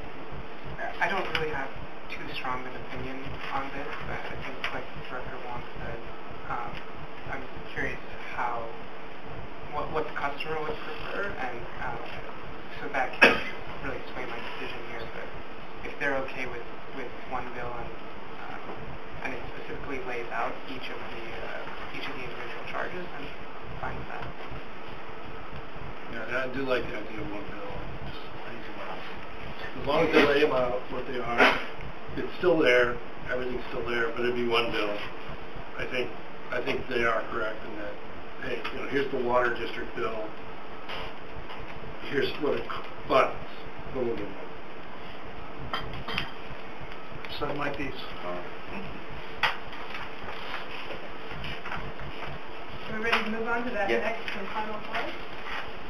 Okay, this is kind of a review again, and this is something that we presented in December, but it bears repeating, is that there are certain code sections of the California Government Code that pertain to sewer, water, capacity charges, and those are the sections there. 66,013 is the main one, and there's 16, 22, and 23.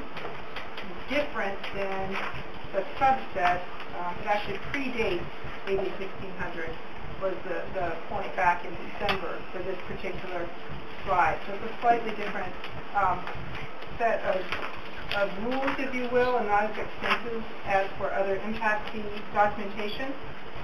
But the key point, and that's the part in bold that Jonathan has already mentioned in the prior conversation, that you still have to show the link between the fees being charged and the benefits being received by new customers. So in the case of a buy-in, benefit of existing infrastructure and buying into a system that has a lot of great backbone facilities already available with excess capacity, available for new development, and or seeing new facilities that might be needed additionally for new development allocated to new development only. And you also cannot exceed the proportional share of costs associated with providing that service or those facilities. So this is not something where the goal is to put in a lot of other costs. This is for the purpose in which it is intended, a one-time charge for new facilities or a buy-in to existing facilities. It does require separate fund accounting and annual reporting. This is not something that goes into the general fund. Capacity charges, you have to put them into a separate account. When you say annual reporting, is that just a summary in our CAFR at the end of the fiscal year, or is there a report to the state? Or? There's not a report to the state. I've seen simply a one-pager that shows impact capacity charge revenue in and out, and just and accounting. In my mind, my esteemed opinion is a way to assure that you're not spending this money on things other than you're supposed to be. Now you may say, oh, we would never do that. You know, Yeah, but our auditor would catch that. Yeah. Again, these are the regulatory requirements, and that's the gist of these 4 sections. The common practice is that these may only be used for capital costs, and I feel most comfortable about that for facilities. This next bullet, I don't want to lead you to think that any of these code sections specifically talks about how one must calculate or use different approaches that you can use, because it doesn't. But in discussions with the district, the development charge collected as part of the equity buy-in approach will only be used for capital assets. And when we say that benefit existing ratepayers, the concept is again, is buying into these existing facilities. Incremental would be for new facilities. So staff, any other comments on that part, or any questions from the board? Because that's the end of my slide. So I'm going to suggest that we take a little short break right now before we go into the rate study. That's okay with everybody? We'll re-adjourn at 6. Yeah, 6 o'clock.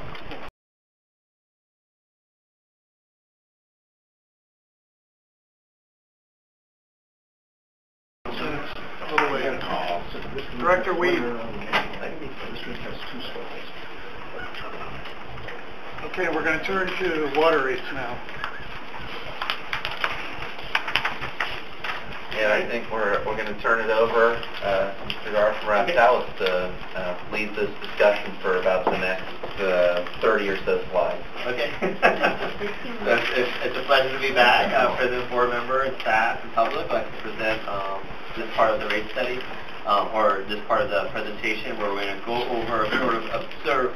Jonathan requested that we talk about sort of what's going on with rates, what's the landscape with the challenges we have, the designing rates, what are the goals and objectives, how do we design the most appropriate rate structure for our community. And then we also have been looking at account establishing fees and the state water project override tax too. So the overview of the rate study is how do we view water. A lot of the dialogue, as you know, is involved in a lot with different agencies, talking to board members and also at conferences. And there's a lot of discussion about what is water. It's water service, which is a commodity. I want to have a dialogue on that and talk about how we do a rate study, the process associated with it. There's a lot of jargon, terminology out there. Then the trends and challenges with managing a water system. So it is difficult, and there's a reason why. And then the rate setting principles, and sort of asking ourselves, what are our goals and objectives? What are the policies? And that's where we really want your input to help us, guide us, and that's sort of the compass of which way should we go. And then also I want to get into some of the rates, cost of service, what are the steps required to do that. So the first question is, how should we view water? Is it a commodity or is it a service? And to me, this is sort of the challenge that we face in the water utility is that this is really where it is, to me in a simple way, is where it hits the road where, you know, there's one group of people out there that says water is a commodity, it's limited resources. So if you follow that train of thought, then we should have a high commodity rate, then revenues. When we do that, of course, are dependent on sales. You know, we want to promote conservation. We want to assist with affordability and health and safety because now most of the revenue or most of the charges on the commodity, if someone uses very little water, they won't be paying as much. That's the thought process that some communities in the Bay Area think. But the challenge, of course, with that, as we know, is if a drought occurs, you have a 20% cutback, you're going to have a lot of revenue shortfall. So that's one school of thought, right? And we can see, wow, some people may say that's valid, and then there's some challenges with that. The other school of thought is, well, wait a minute, water is actually a service because it is the most capital-intensive product. The other one out there that's most capital is wastewater. So those are and when we think capital-intensive, it's like you think about the pen, cup, this paper. It's a question of how much capital you need versus labor.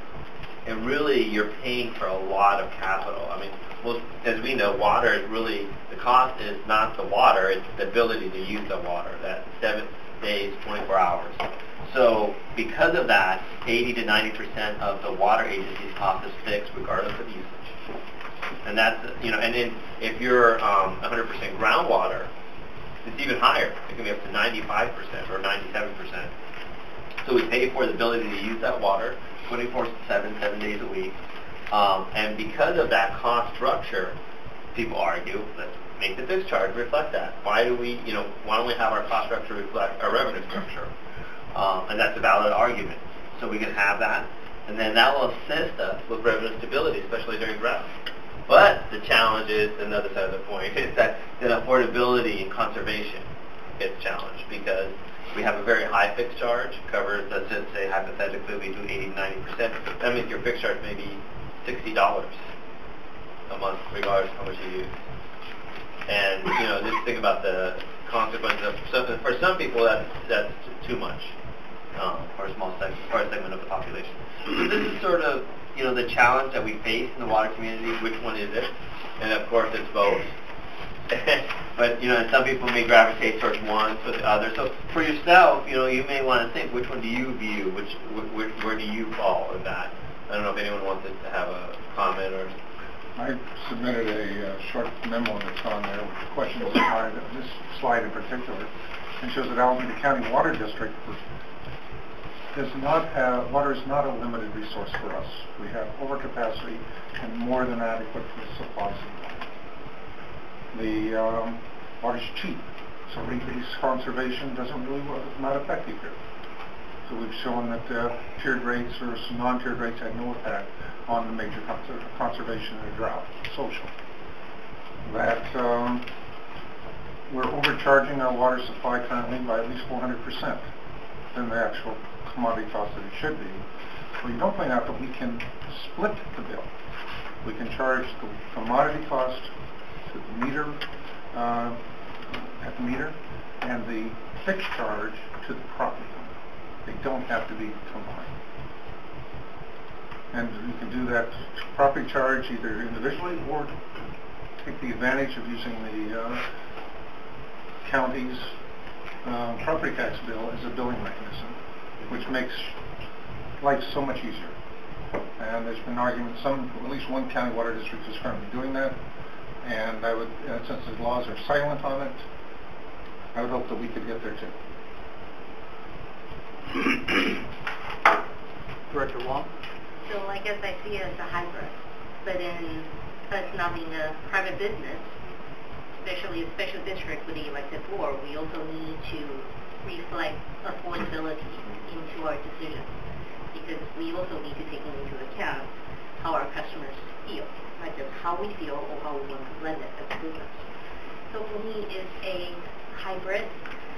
And just to set the record clear, I believe we investigated the issue about putting our water bill on property tax, and we did have a legal opinion about potential risk to the district if you do that, and we chose not to go down that path at the last discussion. So I don't think this is a good time to discuss that, because that's not the purpose of today's meeting, but I just want to set the record clear that we're not overcharging people by 400%. Let me clarify something here.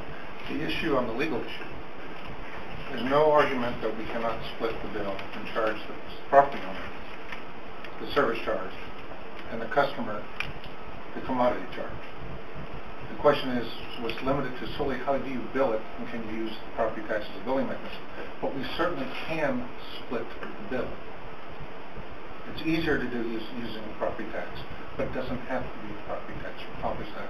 And when you look at the large apartment complex, where you can charge the property owner the service charge and then the sub-meter charge just as the commodity use, you address affordability and you address conservation, because you have a 100% volumetric rate to the original sub-meter holder. So I think we should move on. There's definitely a disagreement in opinion, but I just want to reiterate that our rates, as we have been charged, have been calculated and has been backed up by a rate study. So we by no means overcharge anybody. We charge what we need. That's it. We overcharge on commodity, we undercharge on Director service. Lee, I suggest we move on. Thank you. Director Akbari? So I also kind of see it as more of a hybrid. The things that I'm most concerned about are affordability and equitability of our rate structure.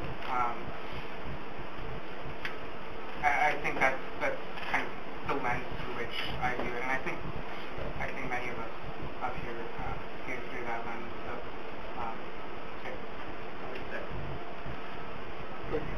So, I certainly see it as a hybrid. I see the 80 to 90% of the cost on the fixed is debatable and can be debated to multiple extents. Regarding the water is a limited resource. It doesn't mean that we don't have an ample supply to provide to our customers, because we do, and that's because we plan very well and for our future. However, we don't want to lose sight of that. I don't necessarily consider water cheap, certainly not when you throw in the service charge. Our rates are better than others, I would say that.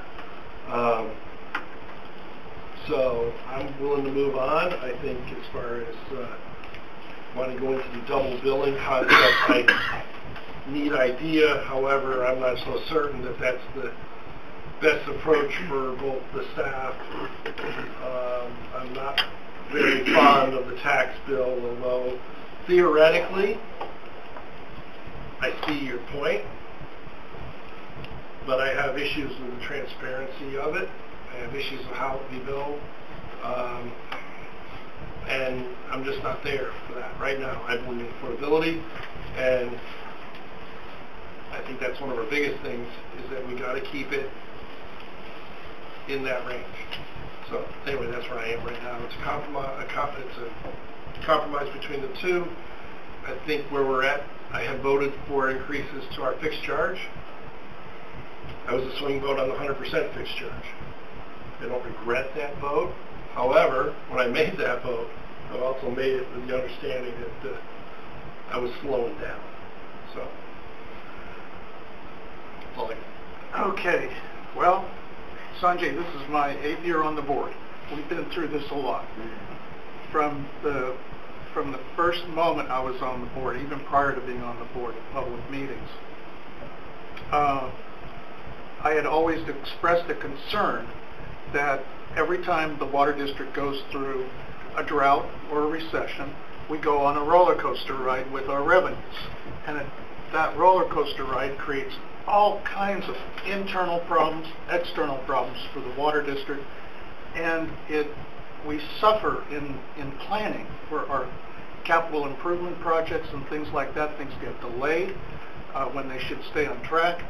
And so just using good business principles, I've always looked at water as more of a service, and that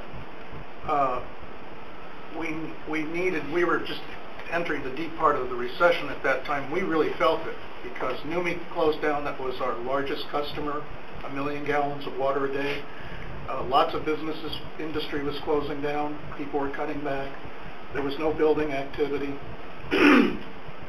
And so before we went into the drought, I was advocating for a sharp increase in the fixed charge. We were down like at 8 to 10%, something like that, 10% on the fixed charge. And I knew what the political risks were. People cautioned me on them, but I advocated for a 100% increase at that time on the fixed charge, and I have advocated for further increases. And I believe we've gotten to what I call the sweet spot, where our revenues are fairly well balanced. And I just want to refer to a future slide here on page 35. So when people talk about a hybrid, I would prefer to say we're beyond a hybrid. We are just about at the stage where we are covering 85% of our costs, and because of the stability of our revenue now.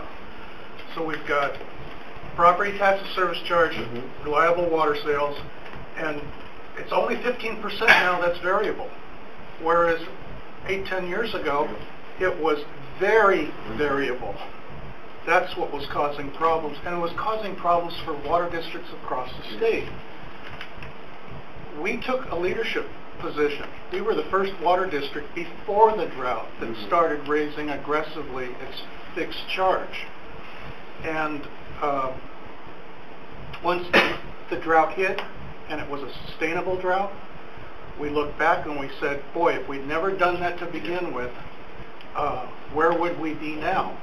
And you know, a lot of water districts have had to sell themselves to private entities. A lot of cities have sold their water departments to private entities because they couldn't balance the books. They weren't being smart about it. So I believe that the hybrid was what existed 8 to 10 years ago. When 85% of our revenue now is coming in a pretty solid fashion, well, we're down to 15% variable, and I think we can live with that. We suggest that's not true. We currently have a split of about 65% variable, 35% fixed, 35 to 40. So 60-40 at least, even with the alternate additional revenues. with the same rate structure we have today. But We had a adding, $60 million loss in revenues in the last drought. But for our changing the fixed charge, we would have been well over $80 million had it come out of high. So we're partway there, but we're far from where we John, need to be. I'm going to have to correct you. We didn't lose 60 or $80 million. You're looking at what we originally forecast on our budgets. And just like we were learning last week, your budget is flexible. That's not the final income statement for the water district at the end of our fiscal years. It's based on a fixed base budget. And so we lost a lot of it. No, we over forecasted where we were going to finish. Actually, we forecasted water sales that were just through the roof. June 8, 2015, we had an absurd recommendation that staff has backed into with these numbers. We're going from 80 million John, to 93 million, then to 102 million. if you're going to state this in a public meeting, we got down about 70 you're going to state this in a public meeting, bring all of the income statements at the end of each fiscal year and total up the dollars for us. Show us where that $60 to $80 million loss is. And we got to charge. Anyway, let me have my word here. So, and I'm being considerate toward Director Huang, but I do want to point out, I support Director Weed on this thought of separating the fixed charge and the commodity charge and billing it separately. It's an interesting concept. It's novel in our industry, but something worth taking a look at. As far as moving the fixed charge onto the property tax roll, over the last year, I've tried to do a lot more homework on that. I did talk to board directors from South Coast, and the general manager, John, was with me when we interviewed them, and I asked them, give us the details. How did you get that passed? What did you do as a district? They said they had 4 to 6 public workshops. They did a thorough marketing program with their community. They ended up getting buy-in from most of the community, from all of the stakeholders, important elected leaders in their communities as to what they were doing. And they've got a remarkable board, you know, with some really fine individuals there. And they went through the entire 218 process and got it done. And not only that, on a multi-year 218. So, and they were never sued. No one's ever attacked them.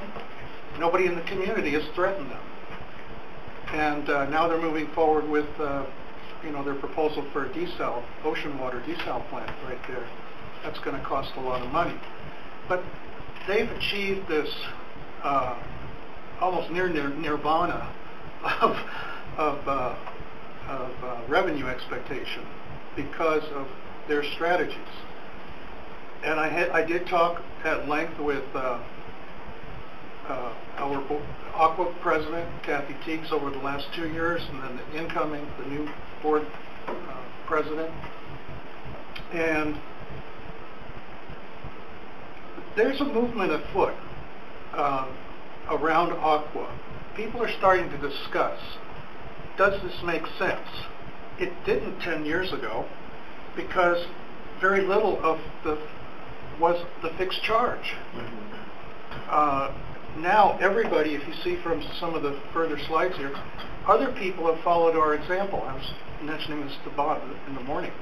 Other districts have followed us in increasing their fixed charge, but they did it in response to the drought. We did it ahead of the drought. And so I know there are people in the Aqua Local Government Committee that are starting to take a look at this because now people are feeling pressure. Their customers are telling them across the state, why is my fixed charge so high? Why is it called a service charge? And the perception is that that's just a meter reader going out, when it really is the infrastructure charge, right?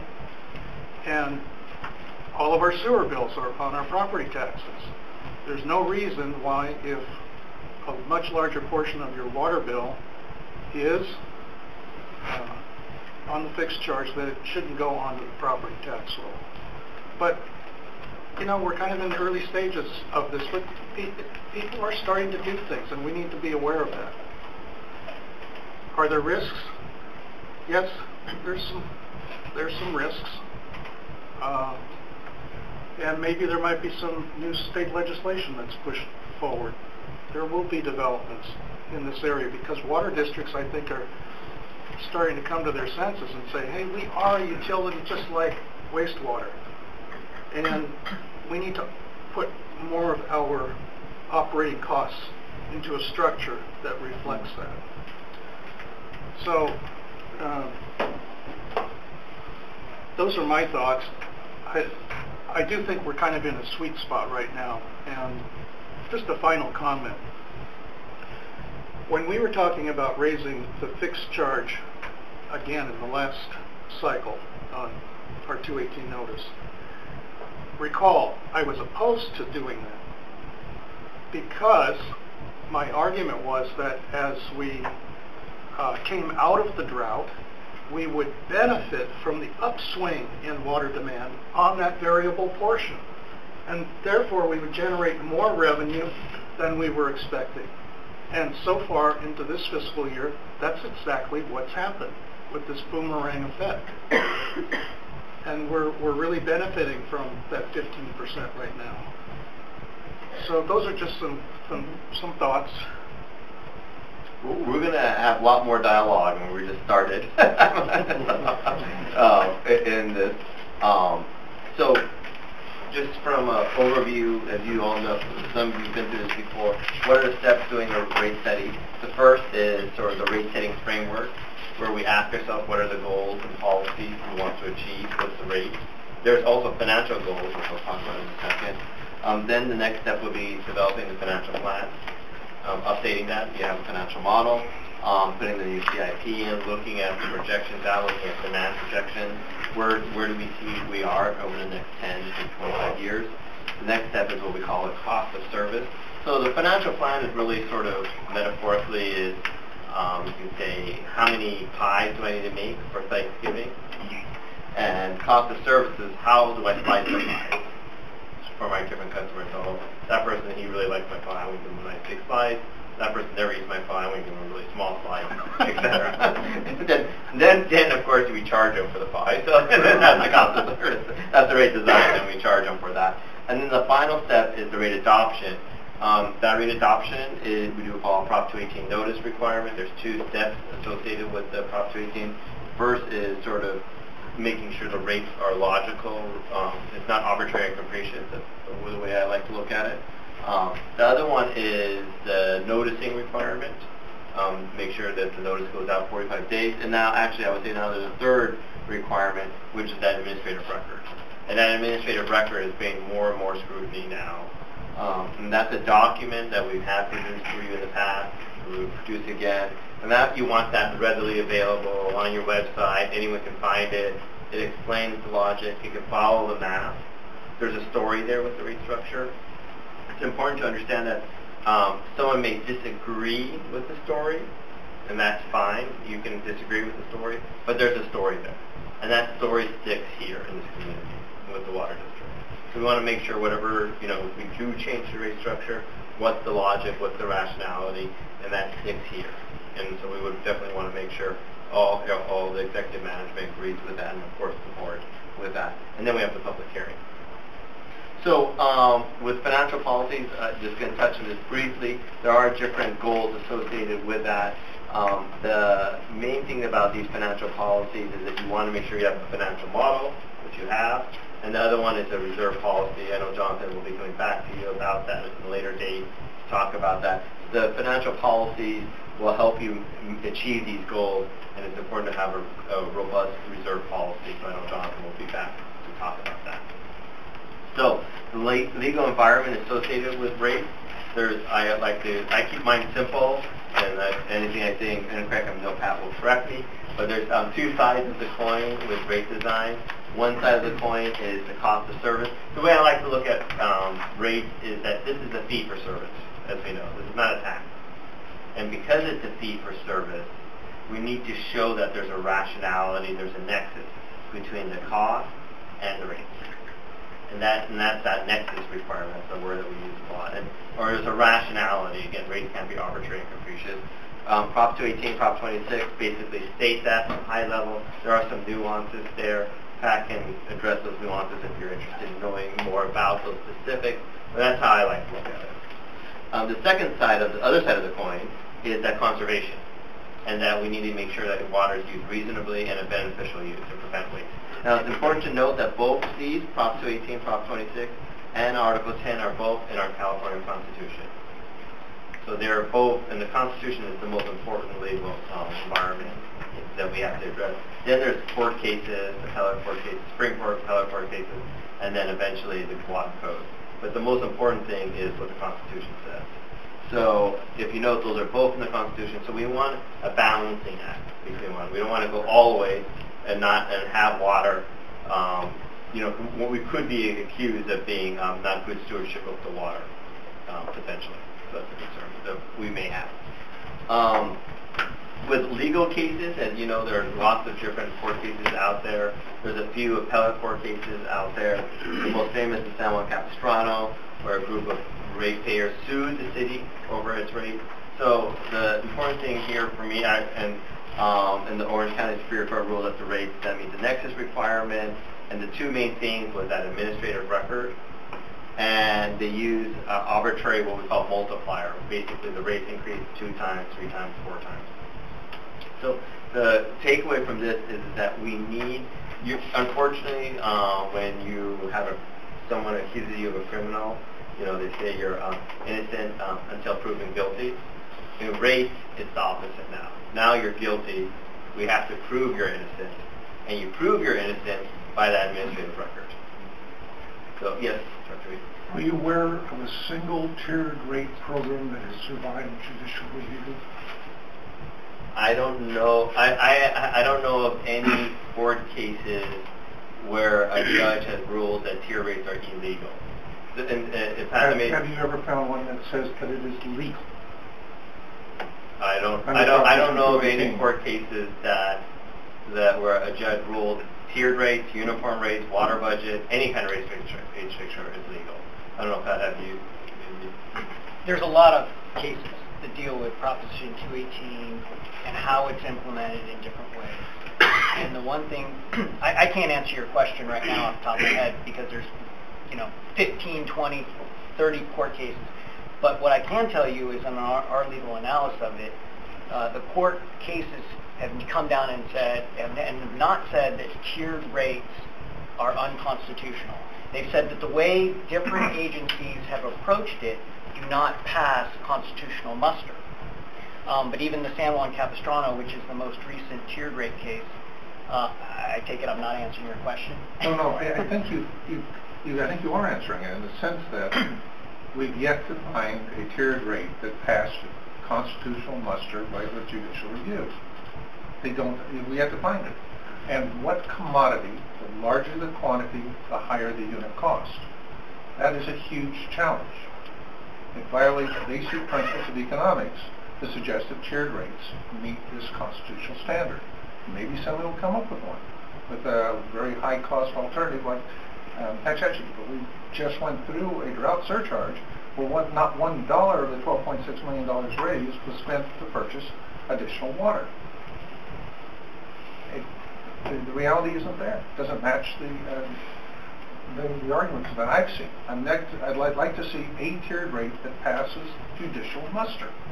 And to my knowledge, that doesn't exist.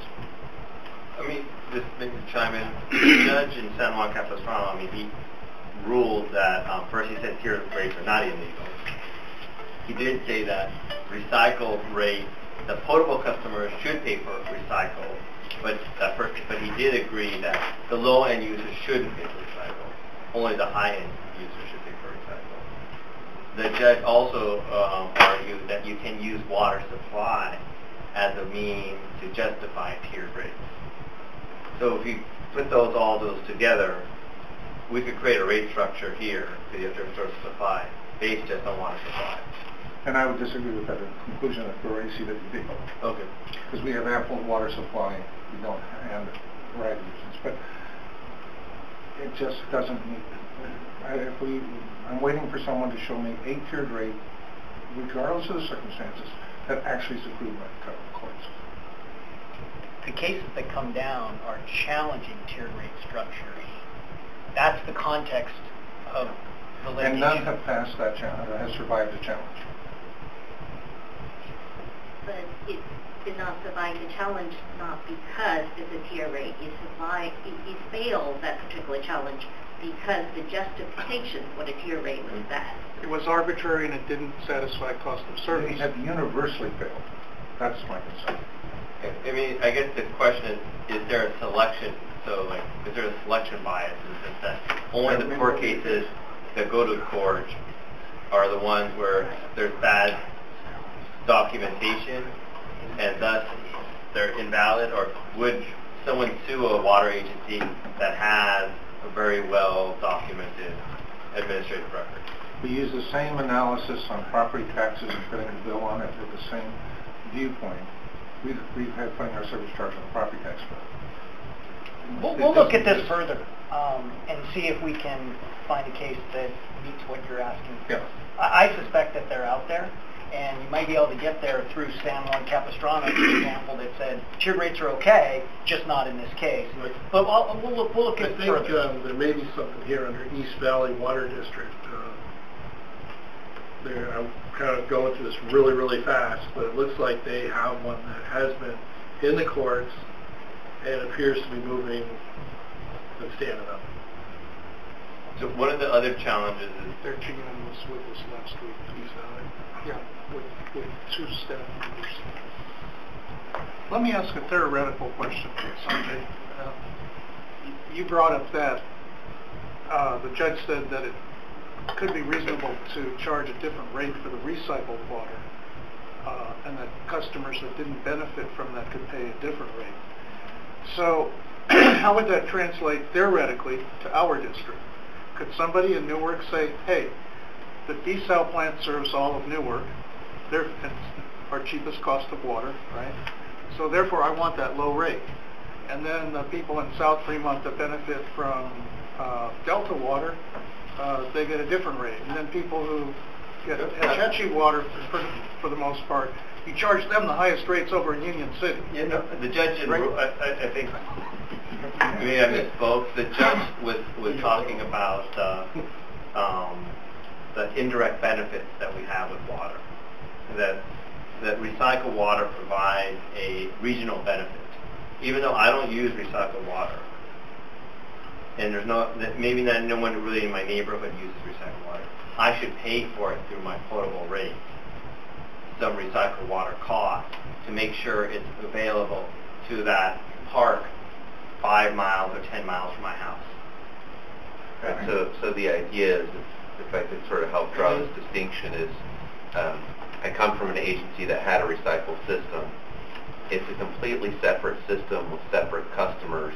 I think in the analogy you gave, but we just have one distribution system that serves all of our customers, so I think it might be a little more challenging for us to draw those distinctions, whereas the recycled is a completely separate system, and the argument being, if we have this separate system, and this is the argument the judge made in San Juan Capistrano, this separate system benefits potable customers because it frees up potable supplies that would otherwise go to that park that's now using recycled water, and because of that it's appropriate, according to the judge, it would then be appropriate to require your highest single-family users to contribute a little bit toward sort of offsetting the cost of that recycled system because of that indirect benefit.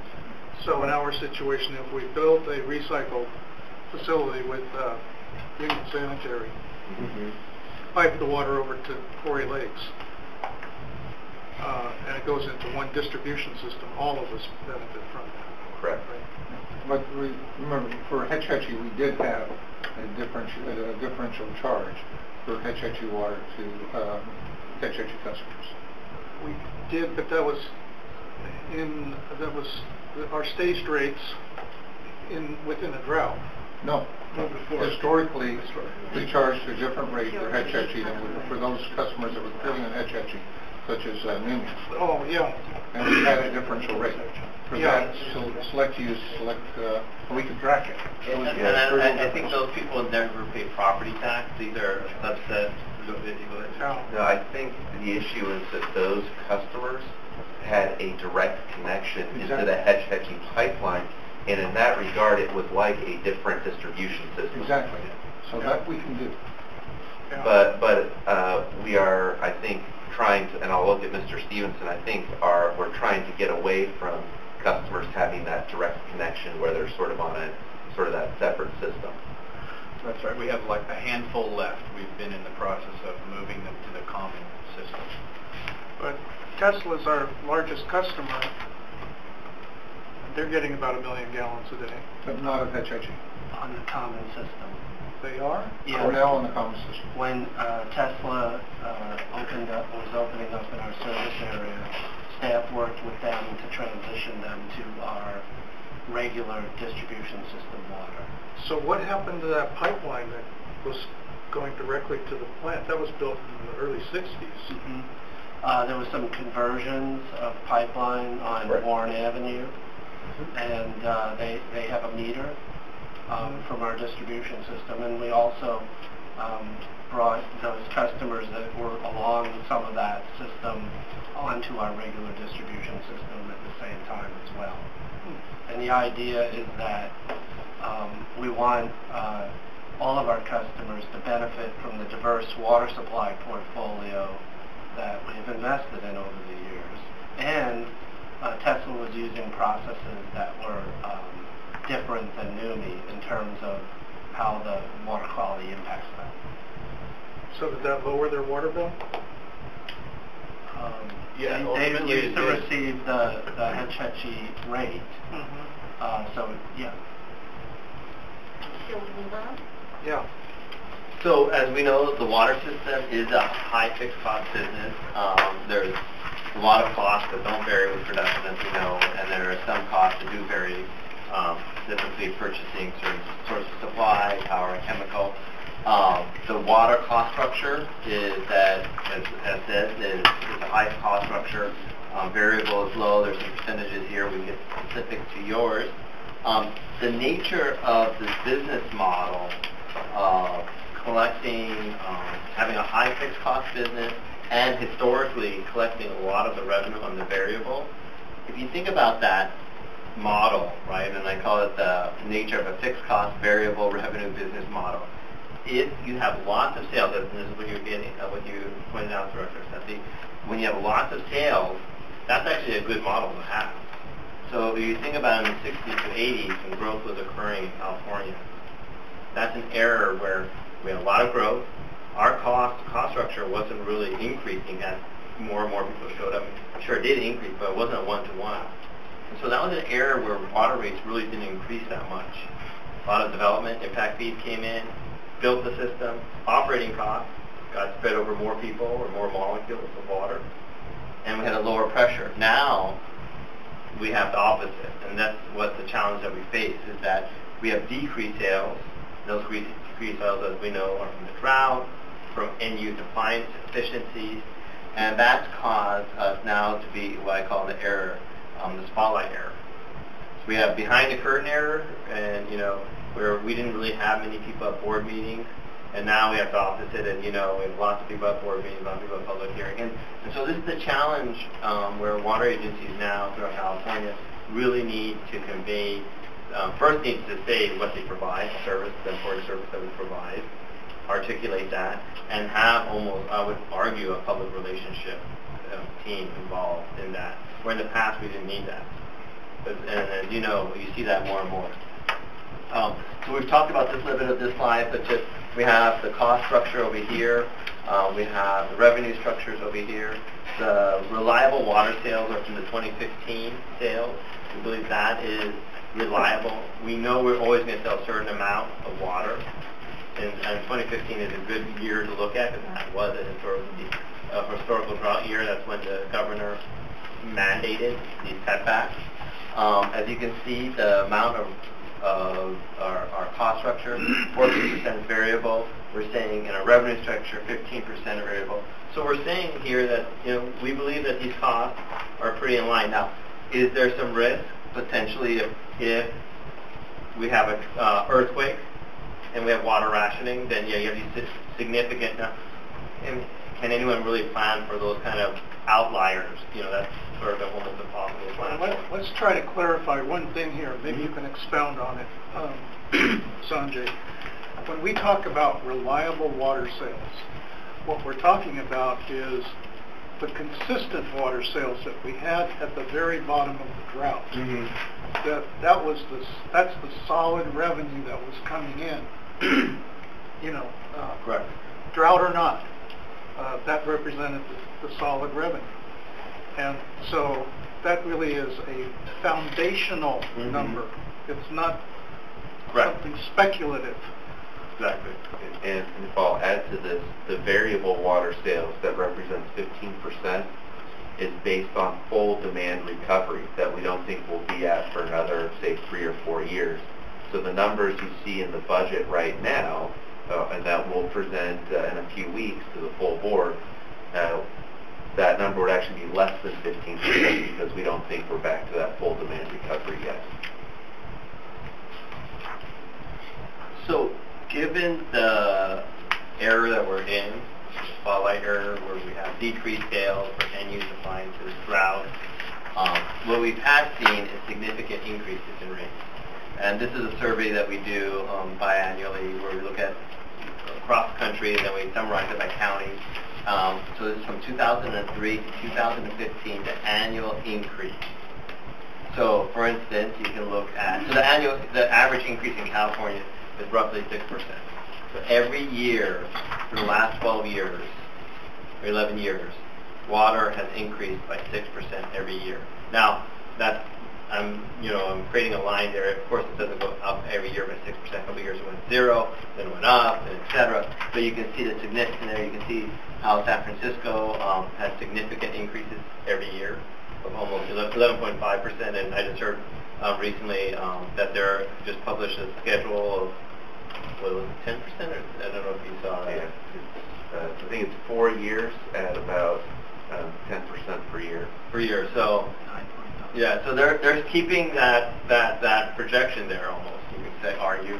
As you notice, we have Alameda there. You're right in the middle of the pack at 6.1%. So you can say you're right, slightly below the state average. And you see different communities where they are. Now, these are just percentage increase, so if someone, Marin, or may have very large rates already in place, so you may have not seen so much of an increase over time. But as you can see, everyone's seen a significant increase. In addition, we have the drought that occurred. And as we know, the drought, you experienced it. I was here with you when we went through that. It happened quickly. We were in what we call the mild drought in 2013, and then it turned really ugly really quickly in 2015. And to me, what was interesting this year was whether we were going to repeat 2015 or not. It looked like it, if you remember January, February, it was really nice and warm and sunny. Fortunately, in February, basically, it started raining again in March, so that's the good news. So we don't have that, but this is a challenge that we're going to be facing, and it's not going away, as we know. In addition to that, the drought, people using less water, is the underinvestment in infrastructure. And this is nationally. It's from the American Society of Civic Engineers that basically said 1/3 of water infrastructure needs is being funded right now. Basically, we need to fund $123 billion per year over the next 10 years. So these are huge numbers. And national investment gaps, $82 billion per year. And the metaphor here is, like I like to use, is that, as Sally was mentioning, development fees. What developers do is they basically give us a car, metaphorically. And we use this car, we've taken care of it, we've changed the oil, we've done a great job maintaining it, we've had this car for 30 years, now the car needs to be replaced. And so that's where we are, in some sense. Like, developers pay for it, we've done a great job maintaining it, but now we need a new car. And that's the challenge that we're facing. And unfortunately, as we all know, Uncle Sam's not going to help us out in this problem. This chart shows us what historically the federal government has contributed to water and to others. The red line's water. As you can see, it dropped significantly. Per capita spending in 1977 was $76, now to $11. The reason why we had such a significant increase, or why we had so much federal assistance in 76, if anyone remembers, the Clean Water Act. So the Clean Water Act came in. There was all these mandates by the federal government. That was the year where there was funded mandates, a word that we don't hear anymore, and the government helped us out, the federal government. Now we have the opposite. Of course, we have a lot of unfunded mandates, and so this is the challenge we have. So, can I just have yes. a quick comment here to bring it into focus with this district? We've had for at least 10 years the recognition we need 100 miles or so of AC pipe replaced. I made arguments that we needed to do rate increases or adjustments in order to do that. We haven't put a stick of pipe in the ground. We have been, for regulatory and other reasons, put our money into fish ladders, Mission San Jose treatment plant, and others. But critical infrastructure, I believe, we have gotten bypassed by these other projects, in the case of fish ladders driven by the regulations that do not provide a drop of water to the district. I disagree with that statement, but that's fine. It's protecting the supplies that Well, were it's regulatory driven. It may help some fish, but does nothing for consumers. So the challenge we're facing is, you know, we have drought pressures, we have increased water bills and economic cycles and end-use appliances, we have regulatory requirements, environmental investments, growing replacement needs, seismic challenges. So there's, as you know, you firsthand, it's challenging to manage a water utility. And so, because of all those challenges, what we want to have an understanding is like, well, how does rates fall into this? And how do we view water rates? And is water rate the right tool to use to solve the challenges that we have? So, metaphorically, you know, because you have many tools, policy tools that you can use. So you have these options here where you have a leaky sink, and the question is should you use conservation rates? Should you use ordinance? Should you use conservation message, turf replacement, develop a new water supply? What's the most appropriate? Because you may have other tools out there that you may want to use to solve that problem. So where does water rates fall? All the objectives that you have, where do you want to use water rates to solve that challenge? And maybe use something else for those other challenges that you have. We've just shown in a recent study that conservation rates don't work now. We're particularly in a wealthy community, water is relatively low cost. So that is, I think, an invalid. You know, the problem is at the top of your list, and for our case, it shouldn't be on the list. Yeah, so what we're going to actually ask you in a second is for you to rank them, to give that input. That's exactly what we're looking for. We want your input on what do you care about, what should rates do. These are a laundry list of different objectives here. So you have, as you can see, conservation, funding mechanism, affordability, and we're not saying, I mean, eventually I'm going to ask you to circle 5 of these. And if there's any one of these you are sort of interested in understanding a little more, we can elaborate. Here I can go through each one, but I could have given time for not to. But if there's any one here that you want me to talk about, and I'll give you a second to look through it, well, what do you mean by that? We can talk about that. Is there any here where I'm pretty sure we've seen this before too.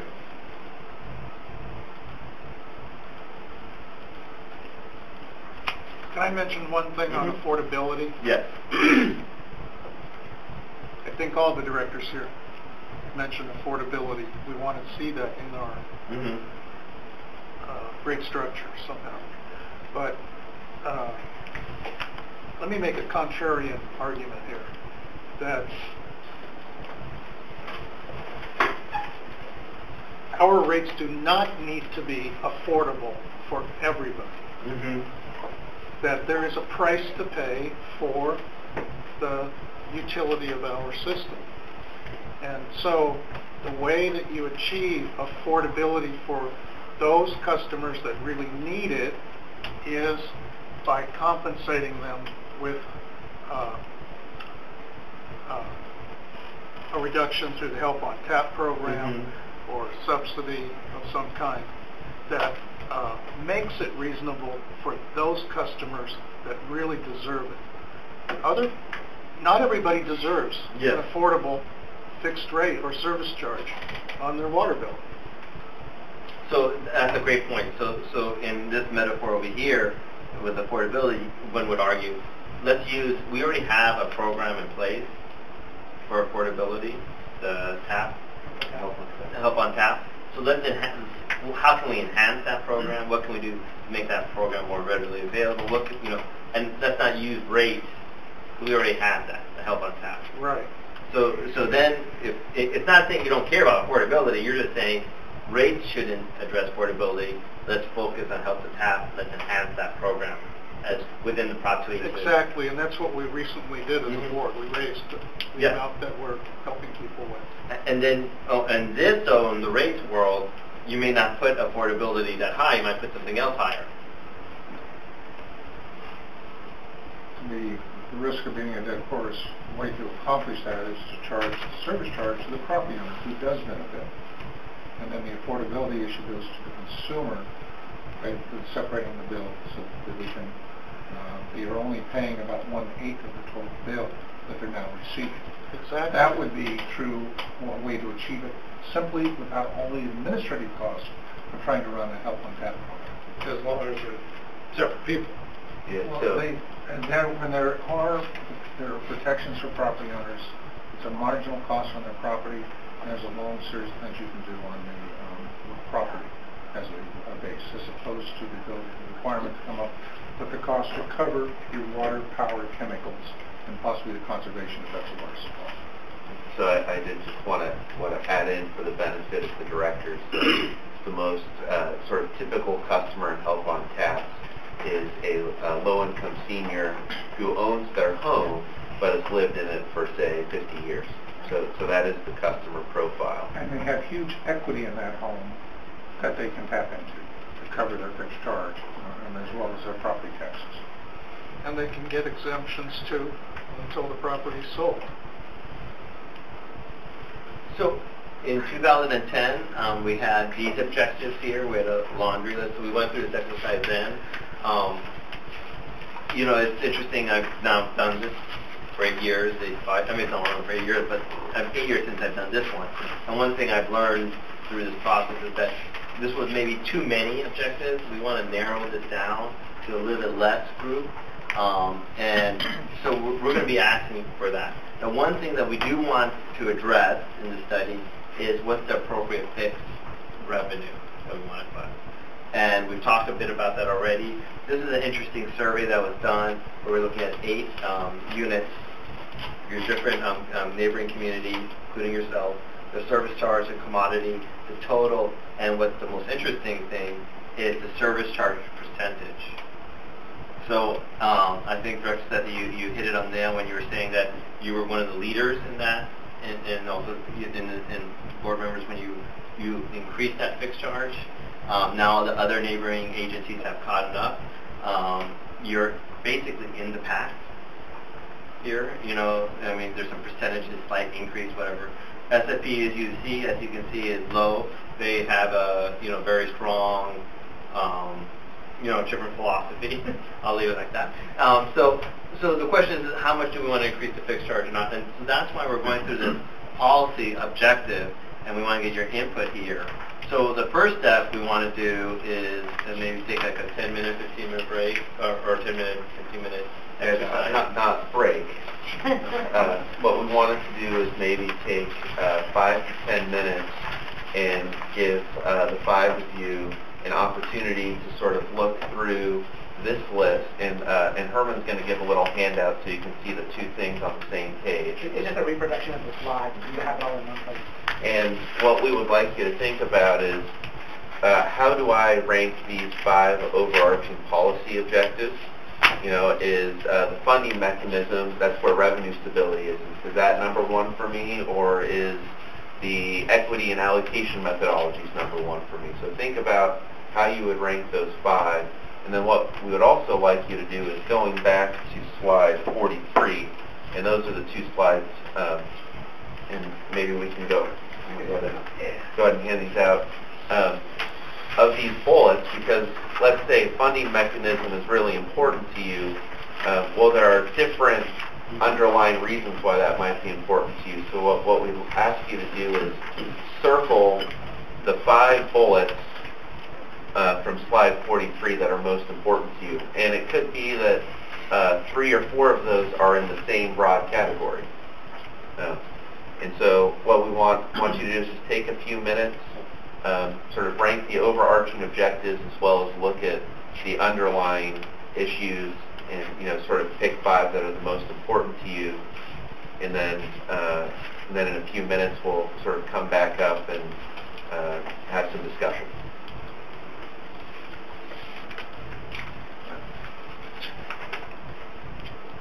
I'm confused as to what equity and allocation methodology is supposed to be.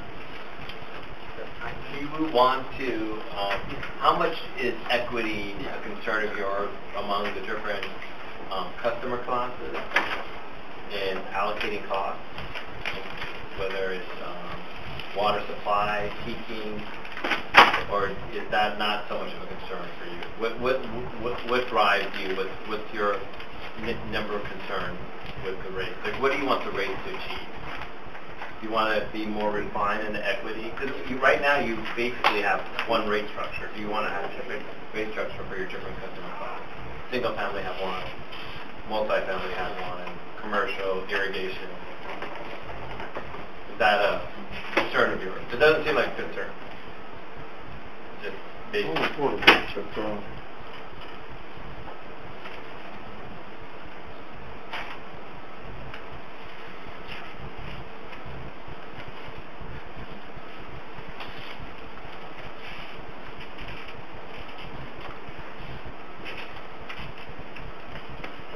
I'm smiling because it was actually an interesting exercise. And I think you're done. At how the bullets worked out. Well, you finished it, man.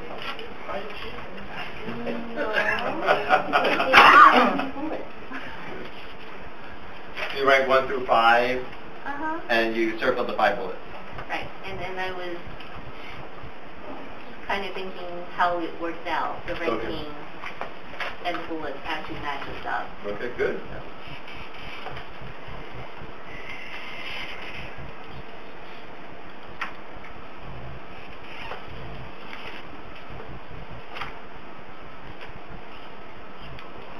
And what is the purpose of administration?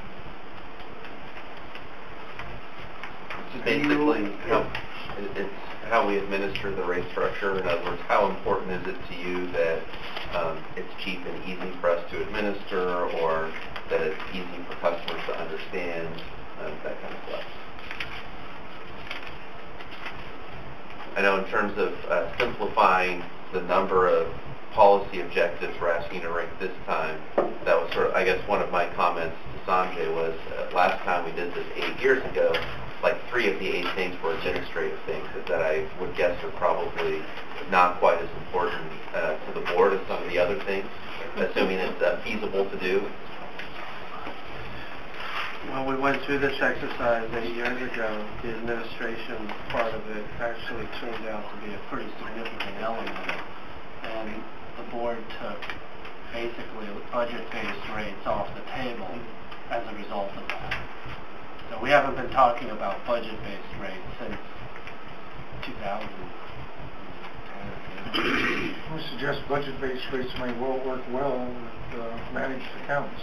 And if I may suggest, we were intending to not speak about specific rate structures with this discussion this evening, but get the feedback, go back, talk to our expert, and then based on the feedback, come back at the next workshop with different structures the board may wish to consider. The irony is AMI is an administration objective and part of one of our budget tools.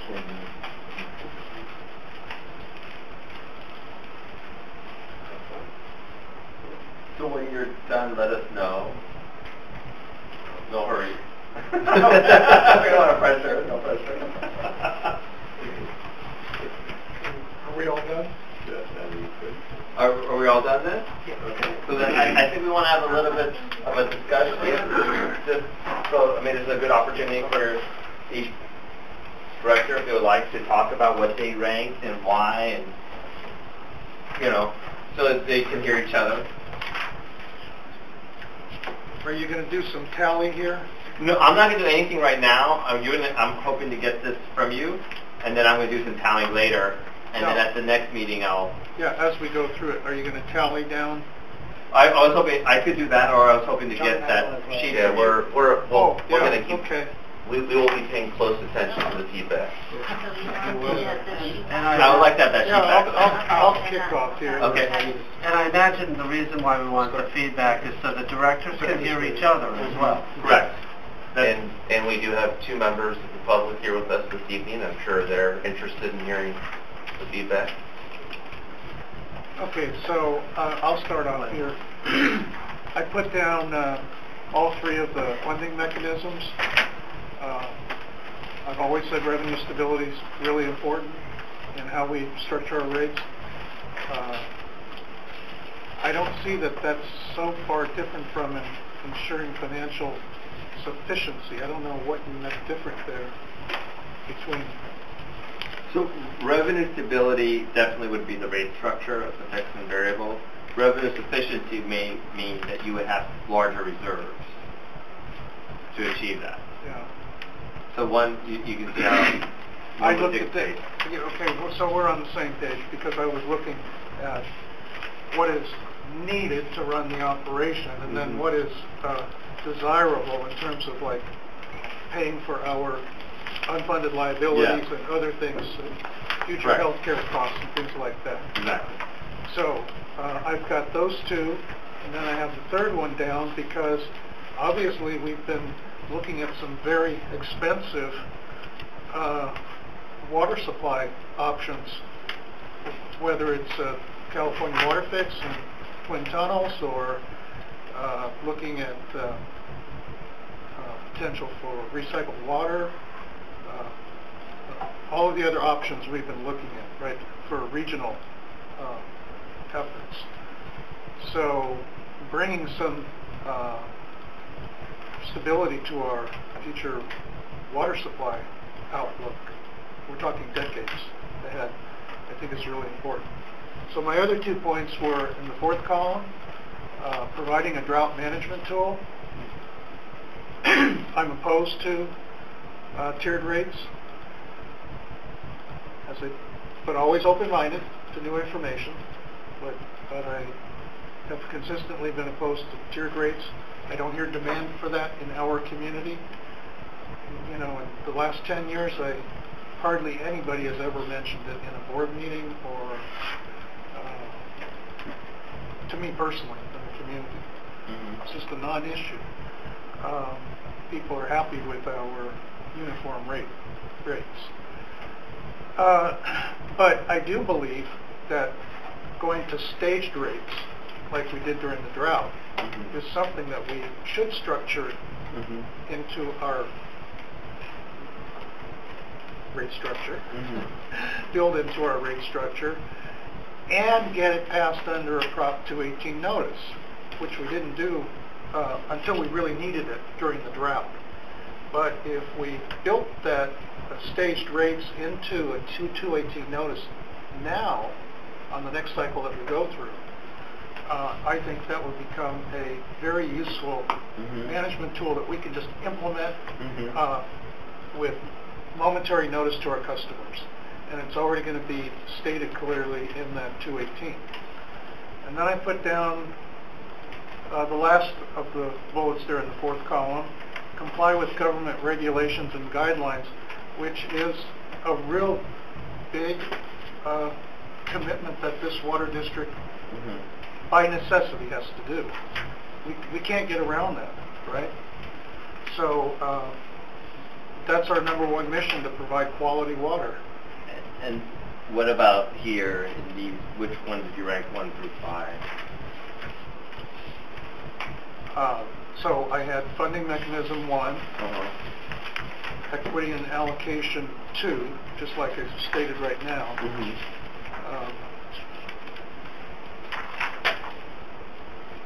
And I was still thinking about the other 3. I guess I put down conservation 3rd, administration 4th, affordability last. Okay. So 5 is most important, so it's Oh, the the other way around. Yeah, I understand. Yeah, actually, yeah.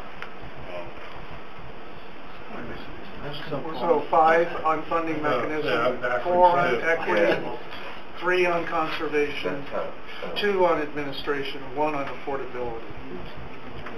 Yeah. Oh. Okay.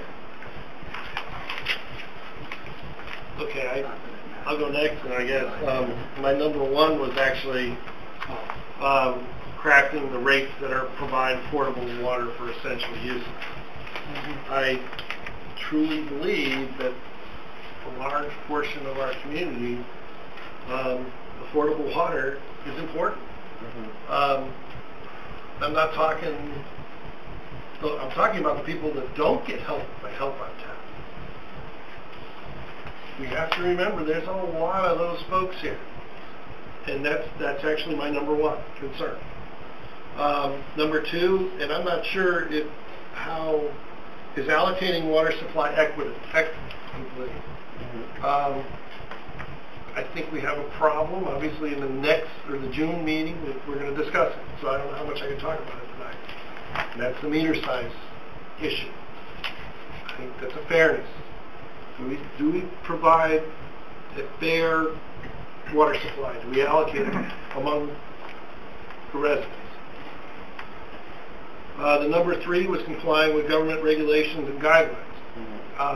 Probably should have been number 1, but I mean, we're going to do it.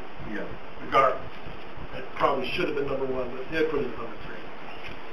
Number 4 was enhancing revenue stability. I think it is important that we have revenue stability in the district. And I guess I probably should change my number 5 from minimizing customer impacts maybe over to ensuring financial sufficiency, i.e. fund-funded mandates. I kind of fall back and forth there. I'm going to actually change that if that's what that's considered. I'm going to move that to number 5 and drop the other one. Ensuring financial sufficiency. I do think it's very important that we get a handle on OPEB and unfunded mandates. So if you were to look at the chart, I guess affordability would be number 1. Or number 5. Number 5. 5. Why don't you say most important? And that way you can say most important and then next important. The next one, number 4 then is equity allocation. Funding would be number 3. Conservation 2 and admin 1. Okay.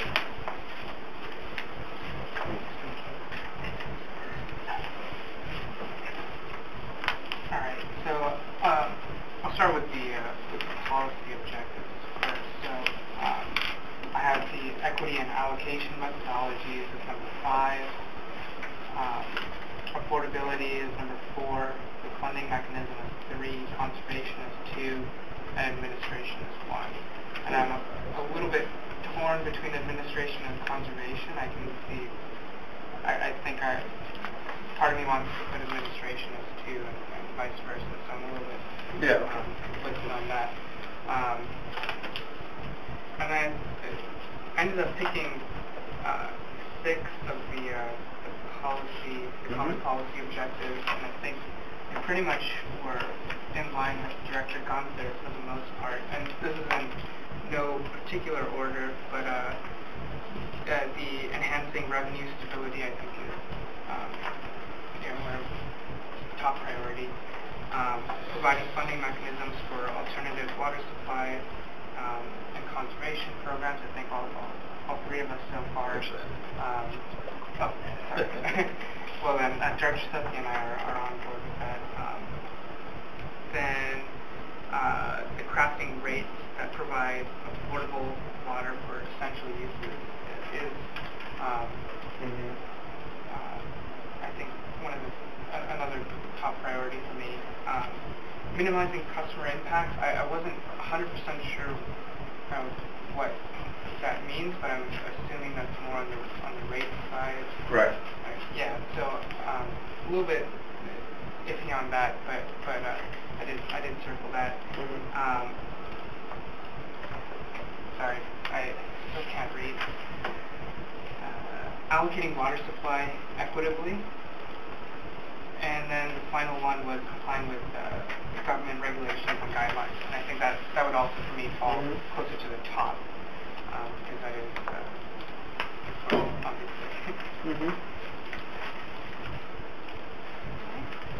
So just like we started policy objectives, affordability definitely is number 5, the highest priority for me. Followed by equity and allocation methodologies, that's 4. Funding mechanism would be 3. I don't like Director Akbari. It's a toss-up between conservation and administration, so I ended up giving both 1.5. Jesus. There's always one. It's not quite 1 and not quite 2. Alright, so policy objectives. I weighted these bullets equally. I did not prioritize them.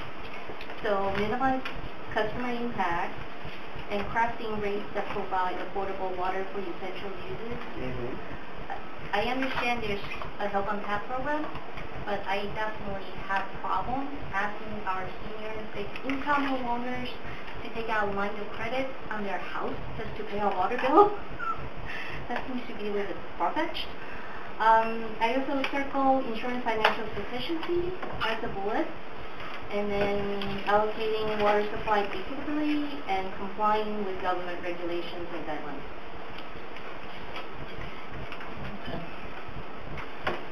For myself,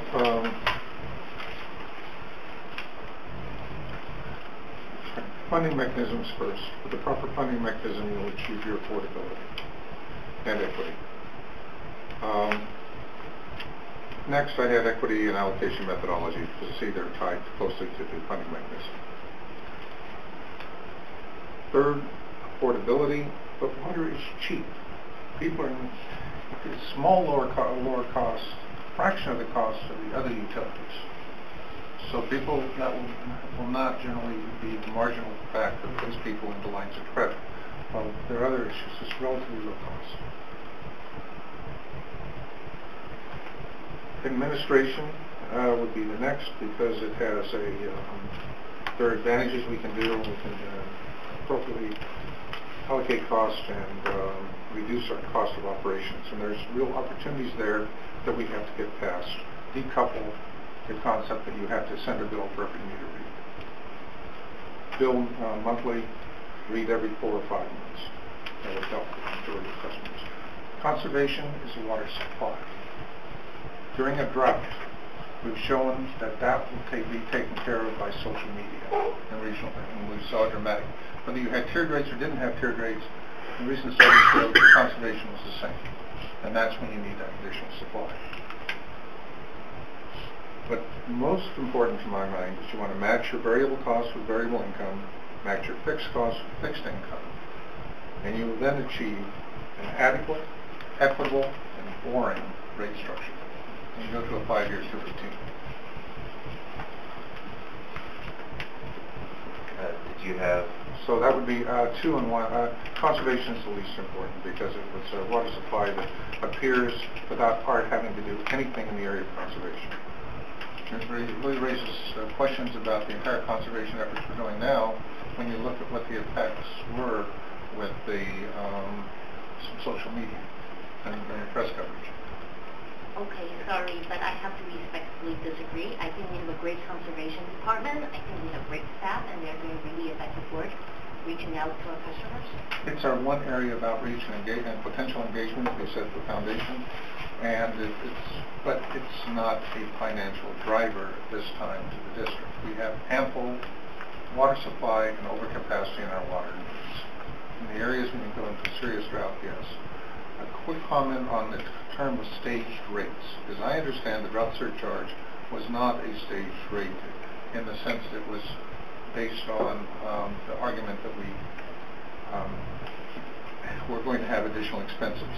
Staged rates, as was suggested to me, and as I heard the presentation, is to suggest that when we have drop in revenue, we will have to raise the rates to cover the loss of revenue. The drought surcharge did not buy $1 of the surplus water. It was used to feed the staff and cover our operational costs. So, Director, what about these? Which 5 would you choose? 5 is conservation. No. Which 5 bullets would you do? 5. So, of this slide, where we have the sub-bullets under each Oh, broad sub-bullets. category, which were your 5 most important identified sub-bullets? I'll have to review that and get back to you. Okay. If I may just make a comment here. Other board members may not agree with me, but I put affordability down last. Director Huang put it up as most important. But I don't think there's very much separating the two of us. Because the question that's being asked here tonight is, what should be in our rate structure? That's separate than how we address affordability, whether it's through the Help on Tap program or expanding to a broader set of citizens with some kind of subsidy or discount. So I see those as two entirely different problems to go about and solve. And your rate structure, which is designed to go out to the mass market of your broad base of customers, is residential, businesses, industry. We have to take all into account, and that becomes your baseline for how you operate a good, solid business. Then you look separately, and I think of this in terms of my career in product line management. Then you come up with different programs for different customers that address their separate customer needs. And that's an entirely different subject to talk about. How do we address affordability for those that need it versus what is the proper rate structure to run a business in a smart way? Ironically, I have affordability as number 1. However, I think we agree on, because I think we actually agree on what the affordability is. I just happen to consider that we need, in our rate structure, we can't lose sight of affordability. Well, let's put it this way. But I think we're in agreement on where we are. I'm going to say this again, coming from a product line manager's mind of thinking. That if, let's say we have 10% of our customers that need to be addressed in some more affordable way. That's about 8,000 or 8,500 customers. So now we are designing our rate structure based on those 8,500 people, and we are leaving money on the table from the other 90%. That's a backwards way of doing things. You don't design your rate structure on the needs of 10% of your market. You come up with a rate structure that addresses your whole market, and then you come up with different programs to address the affordability issue to make it less expensive for those that need to have something more affordable. That's the way a real business runs. So I'm just going to say that we're actually not that far apart. I think what I see is that there are not just rates need to consider affordability, but what you're saying is there are other programs that will complement the rate structure to increase the affordability. Yes. Okay, so that's fine, right? So I think we just place different weight on certain categories. That doesn't mean they're mutually exclusive. Right, that's why I said I don't think we're that far I apart. don't think we are either. I think there's a way to structure to cover almost everything that we all want. Right, because we have multiple programs out there. This rate is not standing alone by itself. We have outer assistance programs, we have conservation programs. We're not saying since we place conservation that last we're going to discontinue our program. That's obviously not true. We have other programs that's going to weigh into that decision. So I think we're actually fairly close. I think we are very close. That's why I brought up the point. And you know, I could put a 1 down. Director Huang puts a 5 down. Yeah. And there's not much that's actually separating us here. I agree. And that's the beauty of having a 5-member board. We have different opinions. At some point, you know, we'll get to a point that we'll deal with it. And I think it's Director Wee's turn. So by my count, we're all over the map. We've confused the hell out of you. Well, no, actually, Director, can you provide your... Okay, actually, I'll pick one from each of the categories. Conservation, reducing the peak demand. That is because much of our design and organizational... You don't have to pick one from each category. I know, but it came out this way. Reducing peak demand impacts the level at which we design our services. And we design for the peak. So if you can reduce that, that's a huge saving across the board. Next, ensuring financial sufficiency. Nothing is more dramatic as the roller coaster, and you want to try and stabilize that out. And that's equating your capital costs, variable costs with variable income. Crafting rates that provide affordable water for essential uses. That is an important element because it's also a strong political issue. You can actually go to a zero tier and achieve that in the water structure. And if you do it across the board and still meet the criteria of 218. Allocating capital cost equitable and responsible, because we've been putting our capital into areas we're not, I don't think that we're the highest need for a water system. We're responding to governance regulations and environmental nonsense. Allowing cost-effective administration. And there's some improvements we can make there, and it's not the greatest cost in the world, but it is for us, but it does pay dividends in the long run, getting our operations. So those are my 5, and I think we covered the gamut. All right, well, thank you. That's really good input. So, well, when I be back, I'll summarize that, and I sort of joke around, but I'm serious too. I get tea leaves out and give me some tea leaves or a coffee grind, and I'll tell you your fortune and where we should go.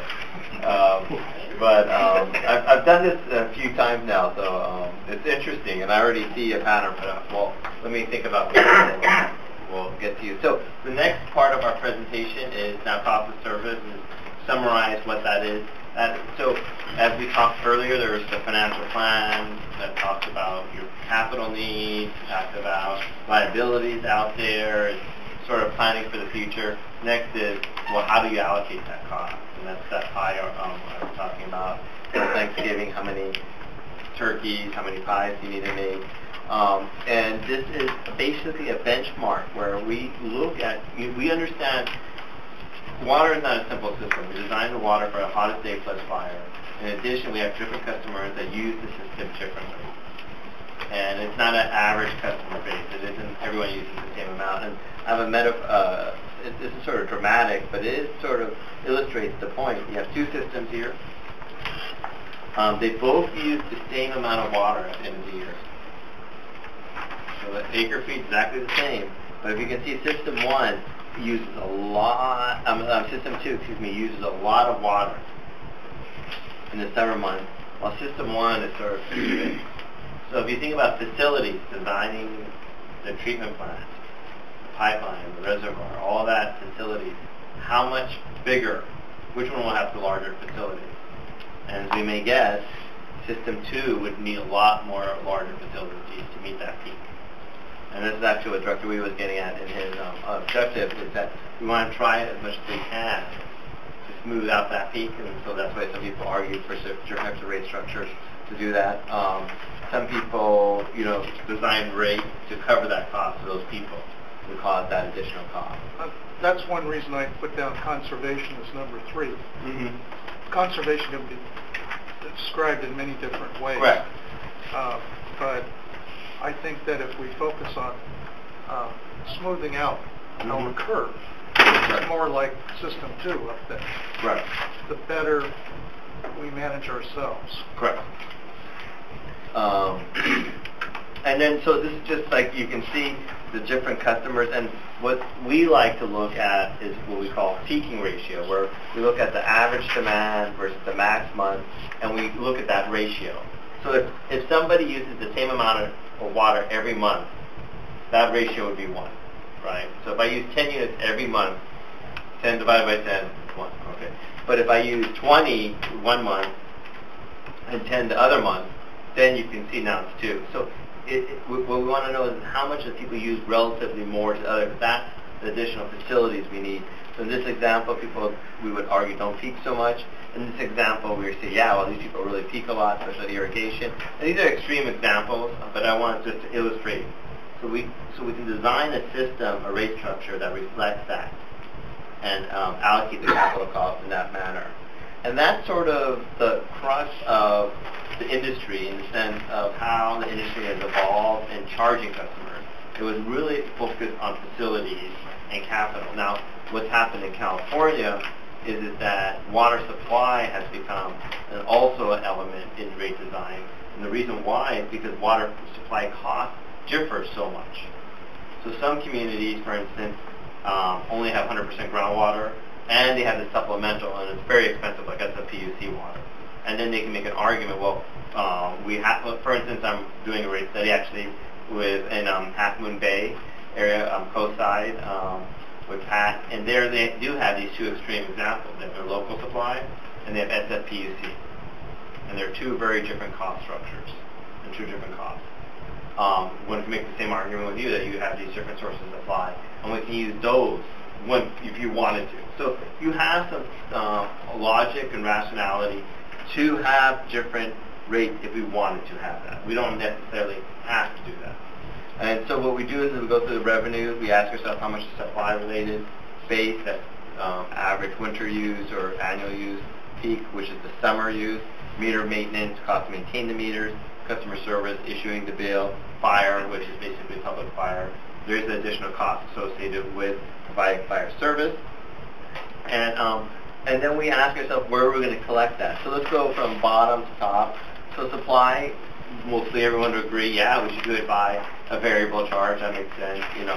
There may be some supply cost that has a fixed cost aspect to it. But most people would argue, yeah, let's try and make that as much as possible variable. And in the 2017 cost of service, we calculated that to be 13.5%. The next is peaking, and that when we did the 2017 study was 24.4%. And you have a choice about where to collect that. You can collect that on the meter or on the variable. So if through the policy objectives framework we go through discussion with the board, and the board says, yeah, we really want to increase our fixed charge, how would I do that under Prop 218? I would look at the peaking cost and put that more as a fixed charge. Or if you say to me the opposite, no, we really want a more volumetric rate for whatever reason, that would be where I could do that within the Prop 218 framework. The same thing with the base delivery. Base delivery now, as you noted, that's a uniform cost if we put on the commodity. The peaking, we could put that as a tiered rate if we wanted to, or keep it uniform. Typically, it's considered tiered. So your system, people don't really peak too much. So it's only good peak. So that's why base is so much of your cost. Almost half the cost is just meeting average demand. And that makes sense. You don't have that peaking as you used to have. People have conserved a lot in the summertime. Meter maintenance is 4%, as you can see, and customer service is 2%. And so what you have is we know 2 cost elements that should be fixed, we know 1 cost element that should be variable, and then we have this base and peaking where we have some policy and flexibility. And then based on the pricing objectives that you provided me, that's where I will determine how do we get to that fine tuning of how much fixed and variable, and what's the appropriate, should we maintain a uniform rate structure or not. So with that, I'm going to turn it over to Jonathan. All right. Account establishment fees. So there's been some questions about this. Just as a refresher, we charge a fee whenever a new account is established. So a customer calls up and says, I just moved into this location and I'm now a customer of yours. I'd like to start an account. And we charge $43. We do not waive it for transfer. So if you're moving within the district, is that waived. So what we did is we did a survey of about 10 other districts and cities that provide water service and what their fees are and if they waive them for folks transferring within the service territory. And what we found is that actually we're kind of an average district in terms of doing it and the amount of the fee that we have. Most of these cities or agencies have a fee, and none of them waive it for folks transferring within the service territory. And so the purpose of the fee, again, is to recover the cost primarily of sending a district employee to the location to check the meter read and, if necessary, to unlock the meter so water can flow into the home. And so it's that truck roll. Only charged when an account is established, so when you call us up because you're moving out and you want to discontinue service, there's not a fee on that side. Currently charged to all customers, whether they're new to the district or just transferring within the district. And the annual revenue associated with this fee is about $300,000. So if we were to stop collecting it, that would increase the revenue requirement in our base water rates. Question: do we know if PG&E does what do they do? It's been a while since I moved. Well, I just moved a month ago, and they did not charge me a fee for moving. It was all within the PG&E service territory. When I first moved up here, they charged me a fee for a deposit, but I do not believe they charged me a fee to establish the account. Do we have any type of percentage concept of how many would be in account transfers? About two-thirds. About two-thirds are transferring within the service territory. So if we were to have a bifurcated policy where you only pay if you're new, we would still be dropping about two-thirds of the revenue.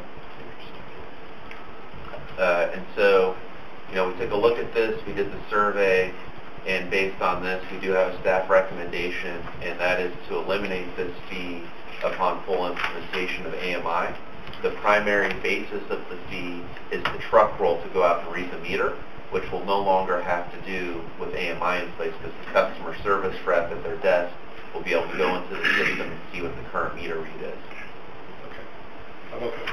So if you go back to the last slide, that means that there's close to, I'm just doing some rough calculations here, that's about a little under 7,000 That's right, about 7,000 a year. Calls. And then on the next slide you say 15,000 truck rolls. So I say AMI will save that many because there is up to 2 truck rolls each time for the move in and out, but we don't charge the fee on the move out. Okay. And so we're charging $43, and you're saying that's directly associated with the cost of the truck roll. That's the majority of the cost. It seems like we're underpricing the cost of that truck roll. 1 hour of time is a lot more than $43. Yeah, so we do a route, so it's not like each time this is done, the field rep drives to the location and drives back, they're given a series to go to during the day. And so there's some efficiency there where the amount of time allocated to each one is maybe only 15 minutes as opposed to, again, I'm just estimating on the cuff here, off the cuff, but so we do, and the way actually we break it down is we have 2 field reps, and each one, we break the district in half, sort of north and south, and they each have a route that they do each day. How long has this fee been in effect at the same dollar amount? This was just adjusted in February. It was $42 before, and it went up $1. This was part of our...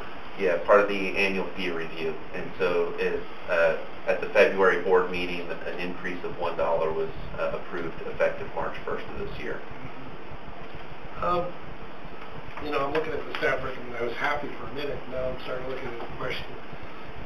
I've always been in favor of the account establishment fee. I mean, it costs some degree of service to establish an account. My concern always was the intertransfer, and always felt that was absorbed or could be absorbed by, you know, because the fact you live here and you're just going to absorb with some of your own costs. Getting rid of that with AMI, I completely agree. You're just going to shut it off, basically. Are we sure we want to get rid of the account establishment fee and maybe not just lower it? I mean, there's no truck roll. Yeah. But there's still associated added costs. There's the customer service rep time that still goes into that, and that would certainly be the same whether it's a transfer or a new customer coming in. The issue is the time associated with that is not very much, so it's a pretty small percentage of it. And I guess the thinking behind eliminating the fee entirely is if you're down to a fee that's say only $5 or $10. And then your annual revenues from it are, you know, maybe 50 or 60,000. Do we want to continue to have a fee at that level, or do we just drop it altogether? Did we ever consider the PG&E concept of deposit? Well, we do. Or do we already do that? Yeah, I believe we do currently have some deposit requirements. What you typically find in the water utility industry is that a renter has a deposit, or somebody who has a history of payment delinquency may have a deposit requirement put on as a part of reestablishing service after a disconnect for non-payment. Typically, a homeowner who maintains a good payment record would not have a deposit requirement. And I believe, I'm not sure 100%, but I believe that's roughly consistent with what our policies are. Is this revenue considered water revenue or non-water revenue? Non-water revenue, a separate fee. Is that a bucket of money that can be used toward the Help on Tap program? Well, so our historical practice is that although it's not water revenue, it's historically been a revenue source that is accounted for in our cost of service study.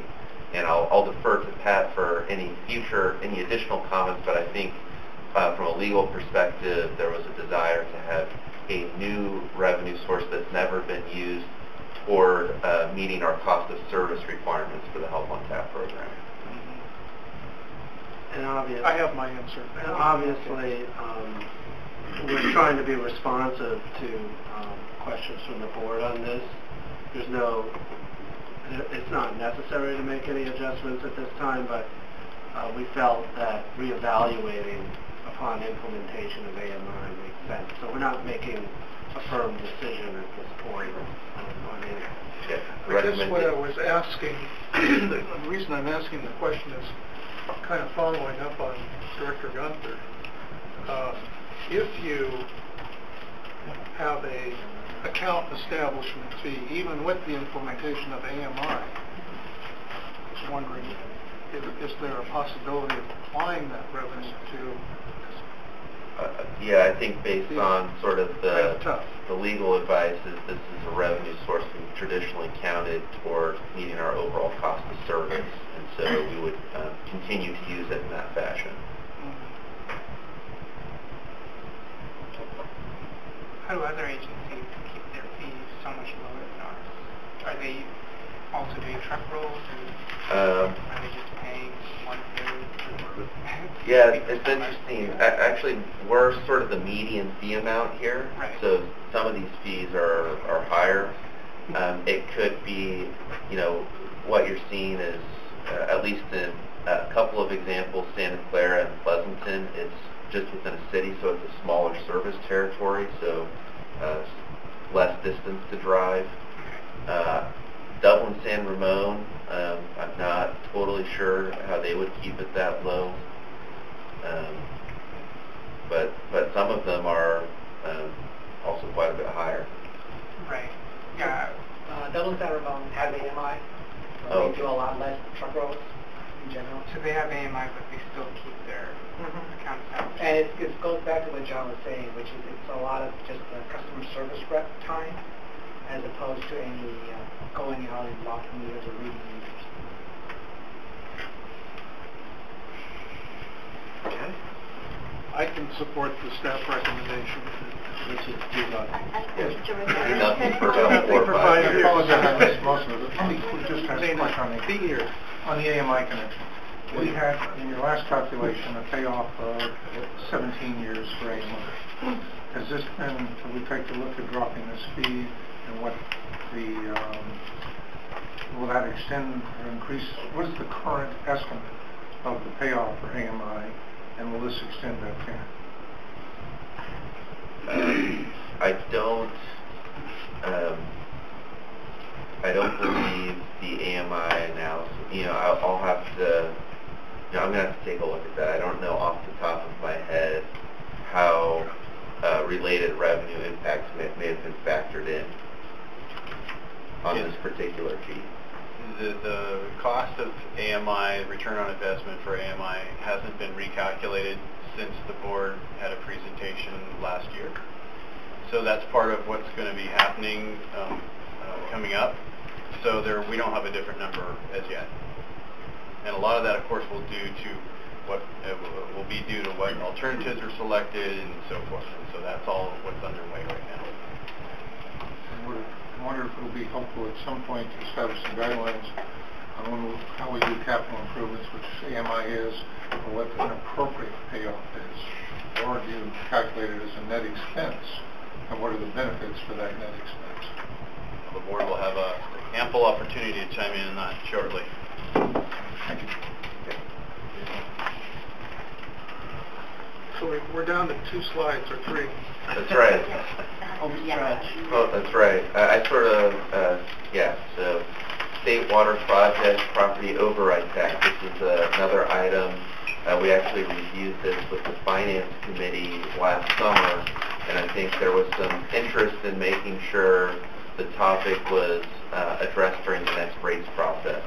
You left the best for last. Yeah. I estimated 15 minutes for this item, by the way.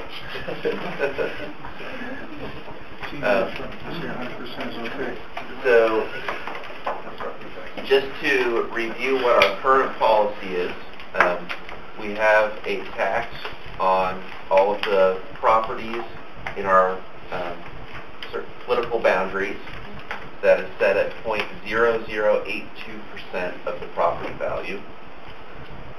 That, of course, varies based on how much we need to collect to cover sort of the estimated revenue requirement from this tax. And that revenue requirement is based on collecting the groundwater portion of the capacity of the district's protection facilities for the fixed portion of state water costs. That's currently 67.7%. And then for the variable state water costs, it's based on the percentage of state water deliveries that are used to benefit the groundwater basin. So if only 60% of state water deliveries went to recharge the basin, for example, then that's the portion of the variable state water costs we would recover through the override tax. This is the methodology we've been using since at least 1993, and our fixed cost allocations have been updated a couple of times since then as there have been changes in our production system. Most recently, this was reviewed last year in the budget process, and it was the percentage was increased due to the Mission San Jose treatment plant no longer being in operation. And so sort of the policy question for the board on this is, how should state water project water costs be collected in the future? Through an override tax on the water bill, or as we do today through a combination? And if so, are we striking the right balance here? And so before perhaps we jump into that discussion, the district is authorized to collect up to 100% of state water costs through this assessment. There are what I would call modest or minor financial benefits. We do not have a problem with bad debt today, so it's not like we have this issue where 10% of our water bills go unpaid. Nonetheless, the property tax is sort of the gold standard for financial collections, and but I don't think that this change, for example, would be a deciding factor in us becoming AAA rated by, remind me which one has the AA? Moody. Yeah, this isn't going to make us AAA with Moody's because we make a change here, right? And so, again, the legal advice has been to coordinate any changes with the rates process, because what you can't do is set your rates based on your cost of service with the current policy, then increase your collections to 100% and then now have extra revenue. And so, if there's board interest in evaluating this, then we'll analyze different options through this rates process and present those different options and what it might mean for rate increase percentages. So with that, I will turn it over for board comment and discussion. John? I've been pushing for 100% collection on the property tax bill. Zone 7, we're at 67% currently. Zone 7 is at 80%. Santa Clara is at 100%. I think we should be where Santa Clara is. Okay, I am willing to entertain the alternative. No big secret, I'm not a big proponent of it, but I'm willing to look at the alternative, come back with a proposal, and I would also like a legal analysis and understand how it dovetail and impacts us in the rate process. Yes, so I guess that's maybe one thing to make sure we're clear about is let's look down the road, and let's say the board says we want to do 100%, hypothetically. Then we would want to be very clear in our Prop 218 notice that, okay, maybe your rate increase is this very small amount, but we're also making this change, and so the net effect of the increase in collections is maybe some different amount. So we want to be very transparent about this. I want to be very transparent. I do not want a portion, some people view the portion we shift to property taxes hiding a portion of our bill. So we have to be transparent, but I would like to see different options, as in what's in fixed, what's in variable. So come back with something, and I'm willing to look at it. I'm not going to do this. Could I add to that? I meant to ask this. I was thinking about it when I went through the pre-reading. How much money do we collect today with that 67%? How much additional revenue? What's the increment if we go up to 100%? I think our state water costs are approximately $9 to $10 million a year in a normal year. Yeah. And so most of that is fixed. I don't have that off the top of my head. Let's say 10 million. But hypothetically, an increase like this would potentially, an increase to 100% would increase our property tax collections, I would estimate, by about $3 million a year. Okay, We so collect about $5 million. We collect about $5 million Currently. Yes. So,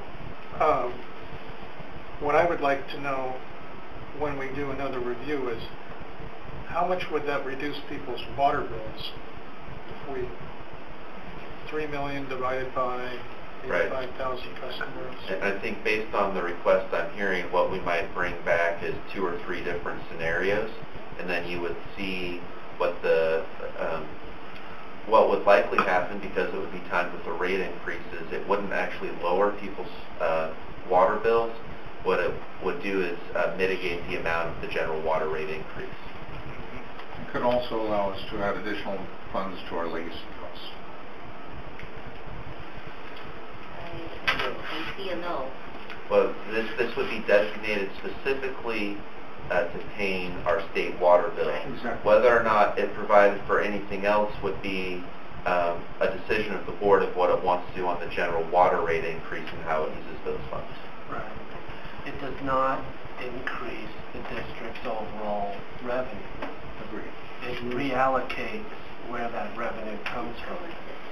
So, well, it's actually additional if we don't change the rate. It would keep on paying. no, because it has to. You still have to cover your cost of service. If you want to put aside more money to deal with liabilities, that's a different discussion. Okay. They're not related. This really, I view the underlying policy decision here. I mean, there's sort of like the financial sufficiency, reliability component, but then there's the policy side of, should we be recovering state water costs in proportion to assessed property values, or in proportion to somebody's meter size, which would be the fixed charge, or in proportion to how much water they use, which would mean collecting it on the commodity side. So those are sort of the three sort of policy considerations. And public perception as well is a policy question on this. And complying with the requirements of your water supply contract with, that has requirements for when you can collect on the property tax. Right. Which is Director Huang's request for a legal analysis that Prop 218 is a component of that, but compliance with the contract is another component. Jonathan, when we had our discussion in the Finance Committee last summer, you and Herman were explaining how the amount that we collect percentage-wise will actually trend up over time anyway, right? Did you mention that in the meeting?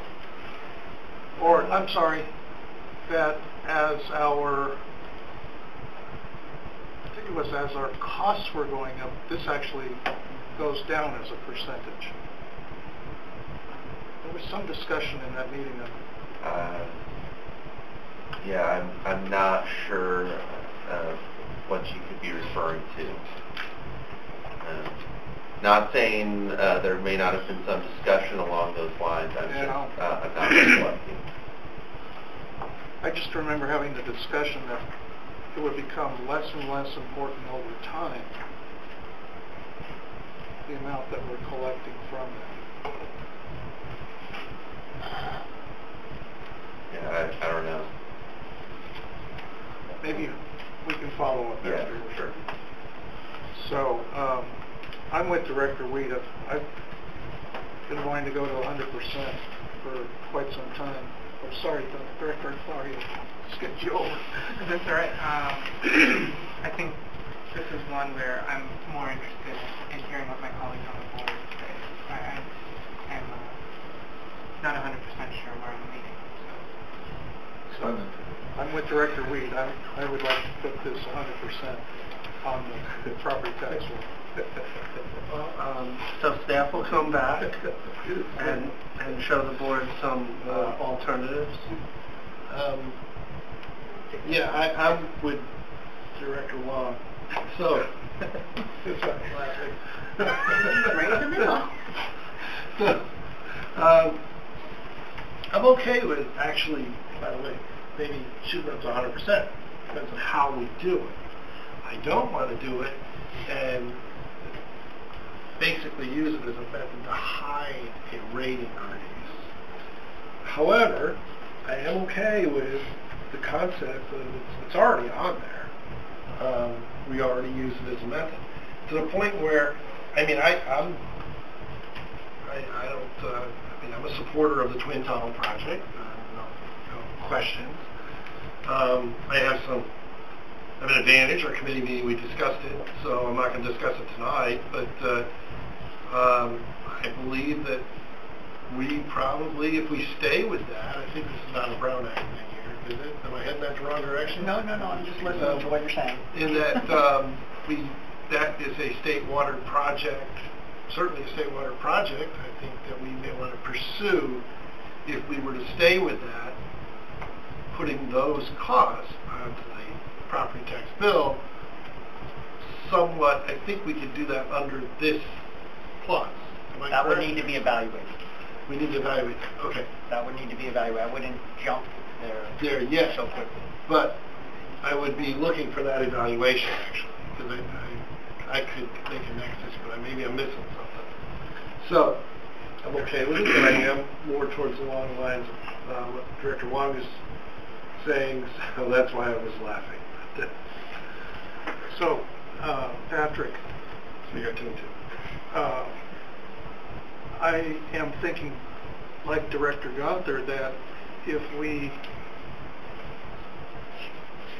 are wrapped up in the Twin Tunnel project, so we're trying to look out for the district over the next couple of decades, the bill for that is going to be quite substantial. And so the more that we could put on the property tax roll, the better. I didn't know there was a legal question as to whether we could do that or not. I figured it would be the state water project charging us in the same manner that they're doing today. Wouldn't it be? I would not jump to that conclusion. And we'll look at it and get back to... May I add a quick Does comment that to have to do with how they're trying to set up the financing structure around the whole? We'll get back to you on Okay. May I add quickly one thing for your consideration? The tunnels will not provide any new water. So it's truly a availability infrastructure project. It's not a water supply project. We will be providing a presentation in May to the full board, as well as we're happy to provide the committee meeting PowerPoint to the board or excerpts of it to kind of show where the California Water Fix project is today, because it's evolving quickly. But there is a water supply benefit that's part of the project. Water quality benefit. There is a water supply benefit as a result of the project. Because part of the mantra of these people is there was no additional water. But remember that the players are changing, the percent allocation's changing, and that impacts the water supply aspect of the project and ACWD share. Okay. Sanjay and Patrick, I don't know if you're going to be on any panels at Aqua, but I think this is a question that would be of has some widespread interest for all the state water contractors that are going to participate.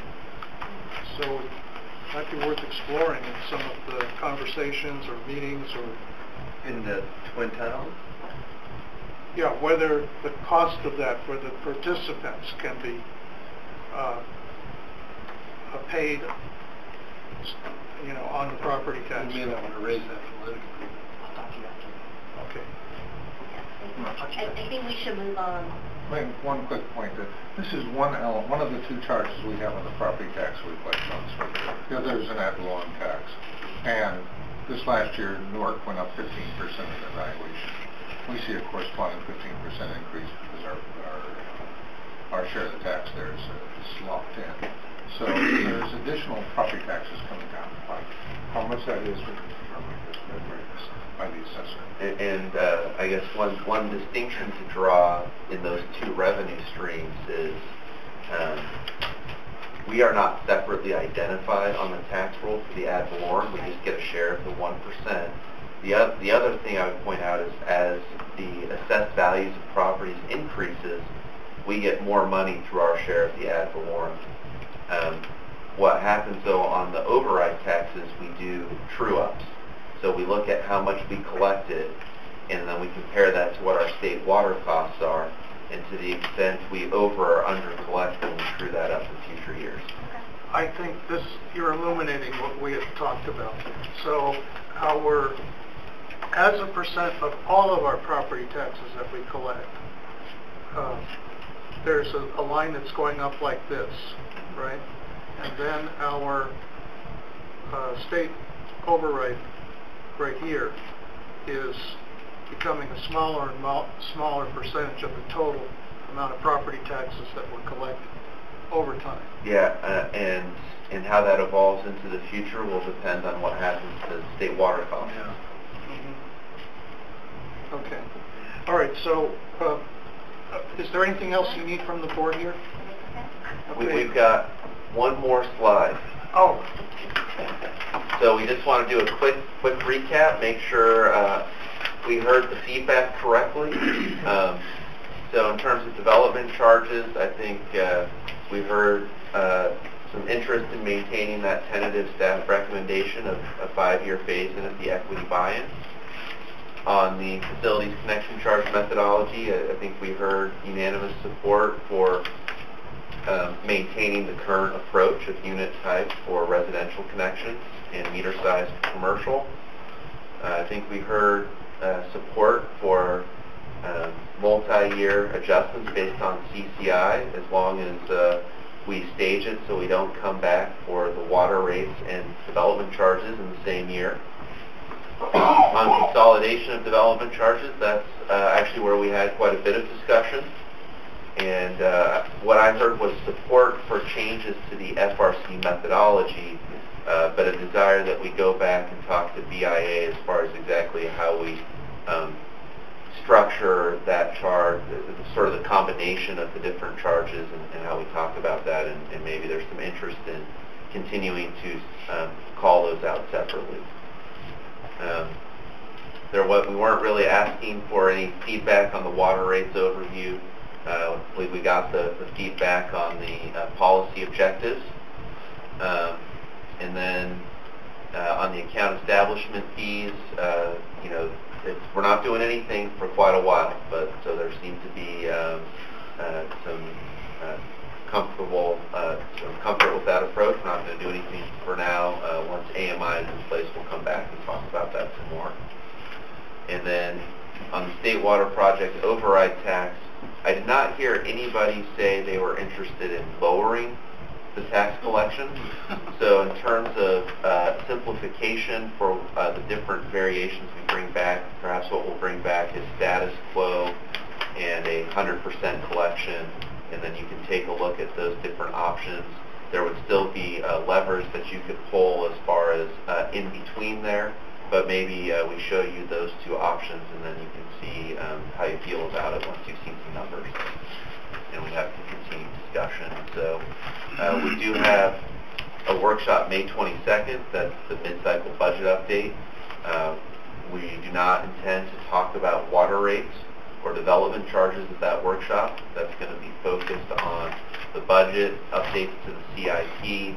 I believe Mr. Stevenson mentioned that we'll be talking about the AMI project in detail at that workshop, updated reserve policies, but not water rates. So we'll be back June 5th for the next in the series of water rates discussions. And that concludes the staff presentation for this evening. Thank you for providing a very nice summary. So we'll turn to General Manager's reports. Just one quick item. I was contacted by Jerry Merrill today, and you may recall that he was collecting signatures for a November water bond. He informed me that that bond has now qualified for the ballot with over 600,000 signatures. So since the board has taken a position of support, I thought you'd like to know. And then just on director's comments, the next item, there's no need to report on any activities because we typically do that at the next regularly scheduled board meeting. So, Mr. Peterson, you had a video you wanted to share? That's up to you whether you want to share that now or the next board meeting. 50 seconds? 50 seconds. Yeah, let's go for it. the board president. You want to describe what happened yesterday? Yeah, so we, Director Akbari, myself, Steve went up to Calaveras Reservoir yesterday, and I was up there a month ago when the elevation was 694, and they were running 20 days ahead of schedule. But because of the rainstorms, they fell to only 5 days ahead of schedule right now because they had to shut off work for a while. It was affecting the clay in the middle of the reservoirs. They're building it up. And so they were only at elevation 701 yesterday, and I believe that they're trying to get up to 775 by the end of August. Or, I'm sorry, they're shooting for end of June right now.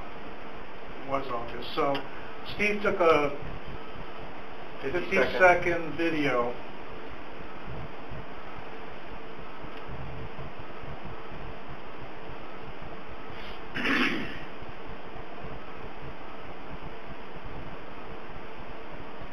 Somewhere.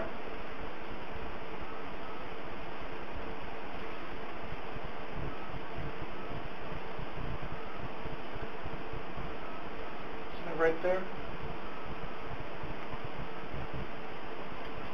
That's just an image. It's a big file. Hopefully it's the right one. Are there any other videos?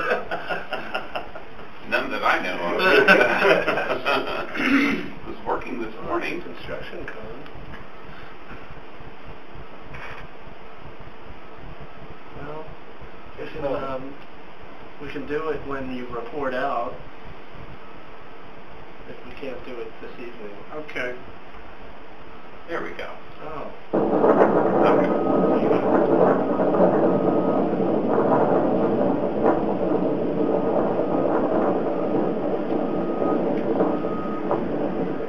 Seems windy.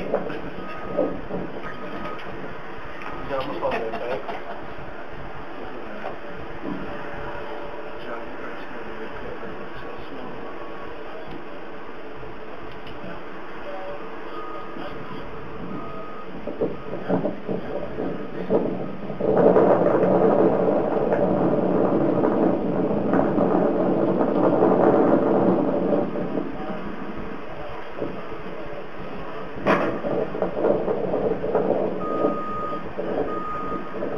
So the dark layer in the center, that's the clay core. On each side is gravel that picks up any water seepage.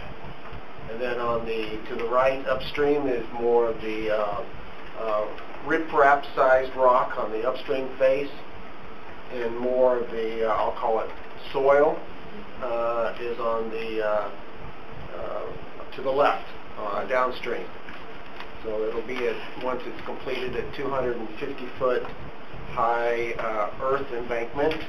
To put it in perspective, Orville is the largest earth-filled dam in the U.S. at 700 feet. So this is still considered large, but it's not the largest like Orville is. Now, the base is designed to go higher. Yes. What's the ultimate height? Another 150 feet. Which will allow them to rip out the $150 million new spillway and build it So, 150 feet higher. You're right. That may or may not ever happen, depending upon the needs and the politics of the future. Just like Los Vaqueros, where the rod falls for yet another dam downstream of the one that they're about to raise, so they can rip out the one they're about to raise and build a whole new dam farther downstream. We were told yesterday that this is the largest dam construction project in the country. It took 6 years to get down to a solid foundation, and it's now about a year and a half into the process of completing the dam. And to put some perspective on this, Steve gave you the height, but it's 1,200 feet across the top with a base of 1,200 feet. So that's a pretty big block that they're building right there. And had they set the maximum capacity, they'd still be in discussions with the environmental community. The buy-off was the same height as the original dam. Right. No additional capacity. So I wanted to mention one last thing before we close the meeting, and I spoke with Mr. Shaver this morning about this. I'm going to put together a very informal hike in Sunol up to Little Yosemite Falls on May 2nd. May 12th. And we'll gather at 9 a.m. and go up to Little Yosemite Falls and a little further back. So it's about 1.7 miles to the falls, and generally, you know, it's nice to go, you know, about 2.5 miles. 9 a.m. on Saturday? Yeah, it's cool. You want to walk in the heat at 1 o'clock? So then returning back, that gives a nice round trip of about 5 miles. It's a gentle climb, not anything too tough for anybody. And then I thought we'd have a picnic at one of the grounds there. So I called East Bay Regional Parks District today, and they have, it's first come, first serve. So getting there early in the morning pretty much assures you of one of the picnic grounds. They had to close down a number of the picnic grounds that have barbecues because of the dam construction project and safety risks. So there's only one with barbecues. We may or not get that one. That's Alameda Grove. But nevertheless, I was just planning to spread the word. We'll have a take the hike, and then come back for a potluck type picnic. And this is a really nice time of the year to go up into that area and see the water coming down. So I don't know if there's any interest, but whether we have a few or a couple dozen. Might just be you and me, Paul, but we'll do it.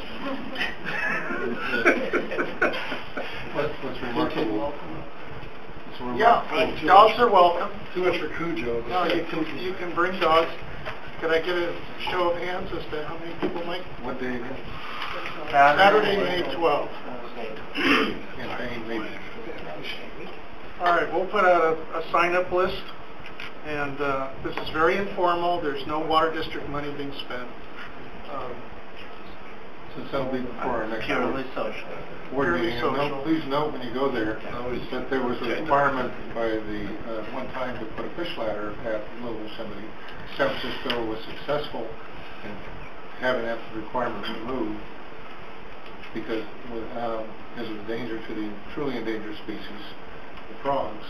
But they were required to build yet another fish ladder a few miles upstream, to which a fish will never get to from the ocean. Remarkable. All right, so my plan was to put out a sign-up sheet, and then people can put down things that they're going to bring. We'll have a checklist for that too. You can do that.